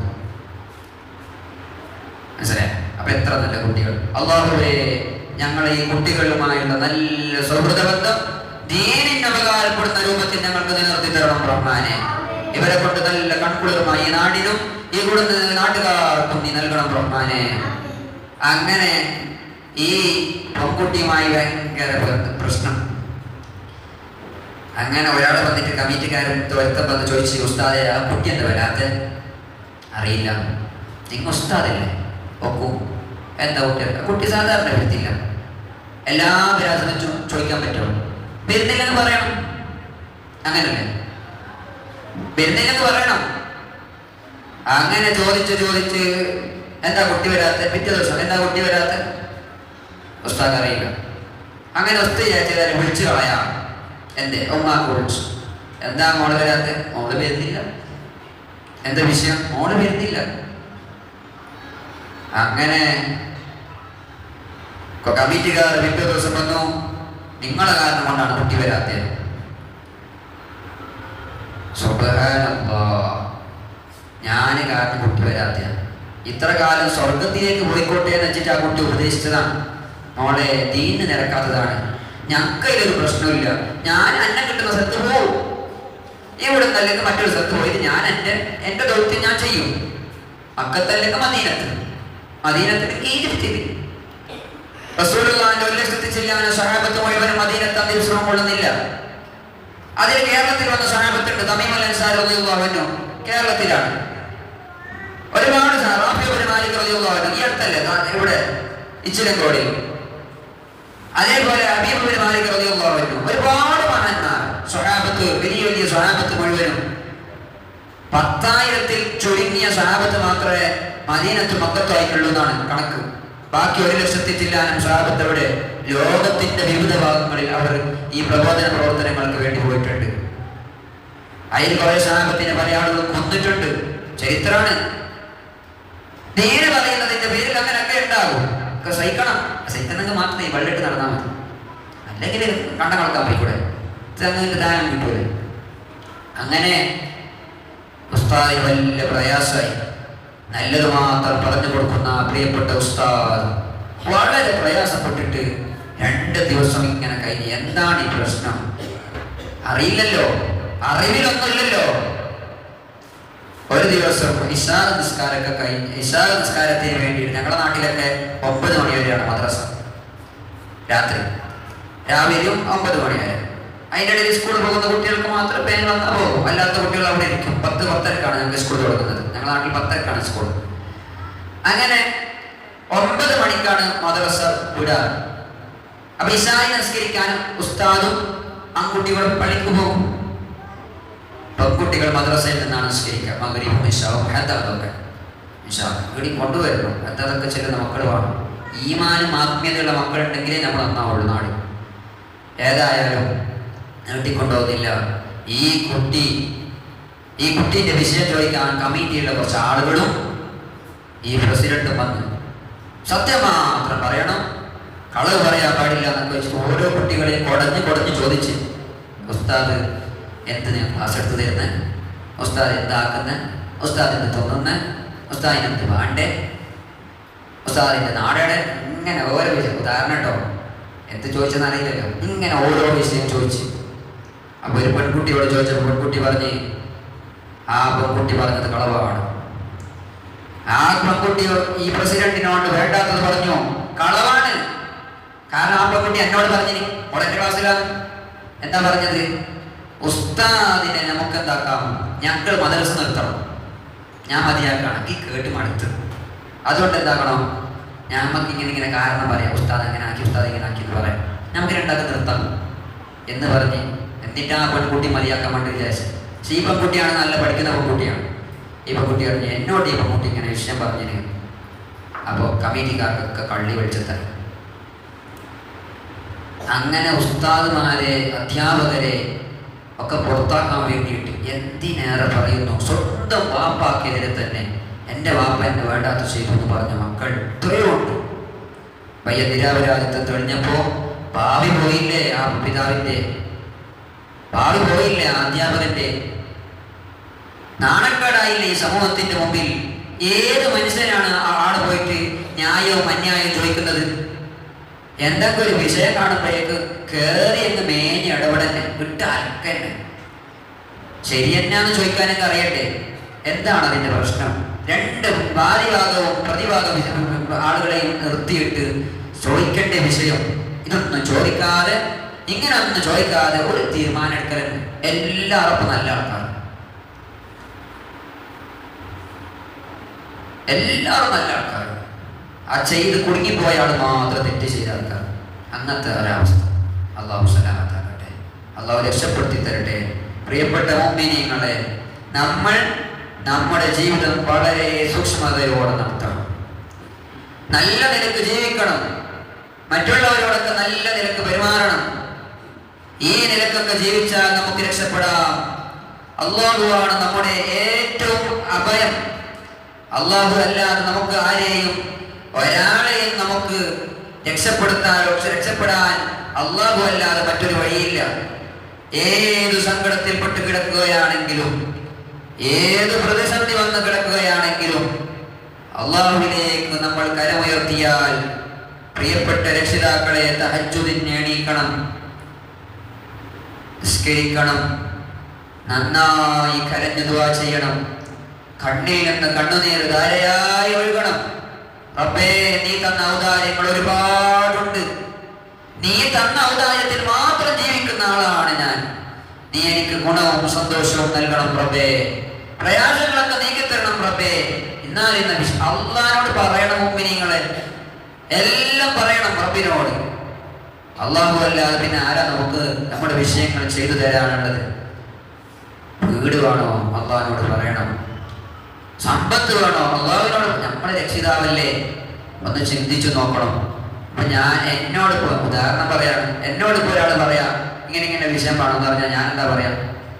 ഞാൻ മറ്റുള്ളവരോട് പറയും, ഞാനിങ്ങനെ ഇങ്ങനെ തെറ്റൊക്കെ ചെയ്തിന്, ഇന്നാലിന്ന് തെറ്റ് എൻ്റെ സംഭവിച്ചെന്ന് ഞാൻ ഒരാളോട് പറഞ്ഞാൽ അയാൾ പാടൂലേ? എല്ലായിടത്തും പാടി നടക്കും. അങ്ങനെ ഉണ്ടല്ലേ? അള്ളാഹിനോട് പറഞ്ഞു നോക്കിയേ, എത്ര വലിയ തെറ്റ് ചെയ്താലും റബ്ബ് പുറത്തു തരിക എന്നല്ലാണ്ട് ഒരാളെ മുമ്പിൽ നമ്മൾ ഇൻസൾട്ട് ആക്കില്ല. ഇൻസൾട്ട് ആക്കും എപ്പോ? നമ്മൾ മറ്റുള്ളവരെ ഇൻസൾട്ട് ആക്കിയാൽ, മറ്റുള്ളവരായിട്ട് നമ്മൾ നോക്കിയാൽ, വേറൊരാളെ കുറിച്ച് കുറ്റം മറ്റുള്ളവരോട് പറഞ്ഞു കൊടുത്താൽ നമ്മളെ കുറ്റം അല്ലാഹു തആല പരിശോധിക്കും. അല്ലെങ്കിൽ അല്ലാഹു തആല നമ്മളെ ഒരു സ്ഥലത്തും വശലാക്കൂല. സോഷ്യൽ മീഡിയ ഉപയോഗിക്കുന്ന ഈ പ്രധാനപ്പെട്ട കാലത്ത് ഇൻസ്റ്റാഗ്രാമിലും വാട്സപ്പിലും യൂട്യൂബിലൊക്കെ വരുന്ന വീഡിയോക്കടിയിൽ കമന്റ് കാണണം. എന്തോ അറിഞ്ഞിട്ട് വന്ന പോലെയാണ്, ആ രംഗം കണ്ട ആളെ പോലെയാണ്. എല്ലാത്തിൻ്റെ അടിയിൽ കമന്റ് ഇടുന്ന ചില ആളുകളുണ്ട്. ഏതൊക്കെ ഒരു വിഷയം കഴിഞ്ഞാൽ, നാട്ടിലൊരു വിഷയം നടന്നാൽ ബസ് സ്റ്റോപ്പിലിരുന്ന്, വീടിന്റെ തിണ്ണയിലിരുന്ന്, പള്ളിന്റെ മുറ്റത്തിരുന്ന്, പരന്റെ ഉള്ളിലിരുന്ന്, മംഗളത്തിന്റെ പന്തലിലിരുന്ന്, നല്ല മജ്‌ലിസിലും അല്ലാത്ത മജ്‌ലിസിലും ഇരുന്ന് തേച്ച് കുറ്റം പറയാം. അയാളല്ലേ അങ്ങനെ തന്നെ, അയാളെ പണ്ടേ അറിയാം. ഓൻ കാണാൻ തുടങ്ങിയ തന്നെ ഇപ്പോ ഇതെന്താ പറയാ, ആ ചെക്കനല്ലേ, ഓനതിൻ്റെ തന്നെ ആള് കണ്ടിട്ടേ ഉണ്ടാവുക. ഗീബത്തും നമീമത്തും പറഞ്ഞ് ഉള്ള അമല് മുഴുവൻ അമലില്ല, എല്ലാം കൊടുത്ത് പള്ളിക്ക് നിസ്കരിക്കാൻ വേണ്ടിയിട്ട് ഒരു സുബീക്ക് നിസ്കാരം കഴിഞ്ഞിട്ട് പോയിട്ട് ഇങ്ങനെ നോക്കും, ആ വീട്ടിൽ ലേറ്റ് എത്തിയിട്ടാലോ ഉറങ്ങുന്ന തന്നെ നോക്കുക. എപ്പോ ഉറക്കൻ സുബീക്ക് വരെ എടുക്കുന്നില്ല. പൊട്ടൻ, അവൻ്റെ സുബിയും പോയി ഉറക്കും പോയി, മറ്റവർക്ക് അവൻ്റെ സുബിയും കിട്ടി ഉറക്കും കിട്ടി. കൊട്ടകാലിയായ ആളുകൾ നാളെ മഹ്ശറയിലേക്ക് വരുമെന്ന് സയ്യിദുനാ മുഹമ്മദ് റസൂലുള്ളാഹി സ്വല്ലല്ലാഹു അലൈഹി വസല്ലം തങ്ങൾ പഠിപ്പിക്കുന്നു, കൊട്ടകാലിയായ ആളുകൾ കുറേ അമൽ ചെയ്തിരുന്നു, തഹജ്ജുദ് നിസ്കരിച്ചിന്, ലക്ഷക്കണക്കിന് സ്വലാത്ത് ചൊല്ലി, കുറേ അമൽ ചെയ്തിന്. കൊട്ടകാലി വന്ന് നോക്കുമ്പോൾ സാധനമില്ല. എന്തേലും സാധനം ഇല്ലാത്ത? എൻ്റെ പടിയിൽ ദൈവത്തിൻ്റെ മുഖത്ത് പറയാന്നെ. അപ്പോൾ അവൻ്റെ അമലൊക്കെ പറഞ്ഞോ കൊടുത്തു. പറഞ്ഞവനാണെങ്കിൽ ഒരു കള്ളുകുടിയിലുണ്ടായിരുന്നു ഒരു നാട്ടിൽ. ഉടനെ ഇങ്ങനെ കള്ളു കുടിച്ചത് ഇങ്ങനെ നടക്കാം. അങ്ങനെ അവൻ കള്ളു കുടിച്ചതൊക്കെ നടന്നിട്ട് ഇങ്ങനെ മൈസൂരിലെത്തിച്ചാകുമ്പോൾ ഒരാളുടെ അയാൾ എല്ലാ ദിവസവും അവൽ വക്ത് തന്നെ പള്ളിയിൽ ജമാഅത്തിൽ വരുന്ന ആളാണ്. അല്ലെങ്കിൽ പെരയിൽ നല്ല പോലെ നിസ്കരിക്കുന്ന ഒരു ഉമ്മയാണ്, അല്ല ഒരു മാമയാണ്, ഒരു ഉമ്മയാണ്, എന്ത് വിചാരിക്കും, ആട്ടെ പെണ്ണാട്ടെ, നല്ല പോലെ ജീവിക്കുന്ന ആൾ. അയാൾ ഇങ്ങനെ ഭയങ്കര അമല്, എല്ലാ മജ്‌ലിസിലേക്കും വരും, എല്ലാ ദിക്റിന്റെ ആൾക്കാരുണ്ട്, എല്ലാ നല്ല കാര്യങ്ങളും ചെയ്യുന്നുണ്ട്, നാട്ടിൽ നല്ല പേരുള്ള ആള്. പ്രശ്നമുണ്ട്, ഭയങ്കര ദീപത്തും നമീമത്തും, എല്ലായിടത്തും മോശം പറയാം. ഇങ്ങനെ ഒരാൾ നാളെ മനുഷ്യരിലേക്ക് വരും. ഈ കള്ളുകുടി അല്ലാഹുവിനോട് പറയത്രേ, വളരെ ഗൗരവത്തിൽ ഉള്ളിന്റെ ഉള്ളിൽ തട്ടിയിട്ട് ചിന്തിക്കണം, നമ്മുടെ അമൽ നമ്മളെന്തിനാണ് വേറെ കൊടുക്കുന്നത്? കഷ്ടപ്പെട്ട് എണീറ്റ് നിസ്കരിച്ചതല്ലേ തഹജ്ജുദ്, കഷ്ടപ്പെട്ട് ചെയ്യതല്ലേ? ആ സമയത്ത് ഫോൺ നോക്കിക്കൂടെ? ആ സമയത്ത് കളിച്ചൂടെ? അല്ലെങ്കിൽ വേറെന്താ പണിയെടുത്തൂടെ? അതൊന്നും നടക്കാതെ സുബ്ഹിക്ക് നേരത്തെ എണീറ്റ് തഹജ്ജുദ് നിസ്കരിച്ച് ദിക്ർ ചൊല്ലി ദുആ ചെയ്ത ഒരു മനുഷ്യൻ, അവന്റെ അമലെന്തിനാണ് വെറുതെ കൊടുക്കുന്നത്? ഈ മനുഷ്യൻ കള്ളുകൂടിയ പറയത്രേ അല്ലാഹുവിനോട്, ഞാൻ കള്ളുടിച്ചവൻ തന്നെയാണ്, ശരിയാണ്, നരകത്തിലേക്ക് ഡൗട്ടൊന്നുമില്ല, ഞാൻ കള്ളുടിച്ചവനാണ്, നരകത്തിലേക്കാണ് എല്ലാവരും. പക്ഷെ ഒരു പ്രശ്നം ഉണ്ടല്ലോ, നീ അങ്ങേയറ്റത്ത് നീതി നടപ്പിലാക്കുന്ന ഞങ്ങളുടെ രക്ഷിതാവല്ലേ, അത് എൻ്റെ പ്രശ്നത്തിൽ അടെല്ലാം നീതി നടപ്പിലാക്കിയിട്ടേ വിടുള്ളൂ, ആരും വെറുതെ വിടാലോ. എല്ലാം ചോദിക്കും, അറക്കാത്ത സെക്കൻഡിനകത്ത് 1 രൂപയുടെ കണക്ക് പോലും, ഓരോ ചില്ലിക്കാശിന്റെയും കണക്ക് ചോദിക്കാതെ ഒരാളെയും മത്സരയിൽ നിന്ന് അങ്ങോട്ടും ഇങ്ങോട്ടും കടത്തി വിടൂല, അത്രയും കൃത്യമായി ചോദിച്ചേ വിടുള്ളൂ. അല്ലാഹു തആല എല്ലാവർക്കും സലാമത്ത് നൽകട്ടെ. ഈ കള്ളുകൂടിയനോട് ചോദിക്കും, നിങ്ങൾക്കെന്ത് പ്രശ്നം?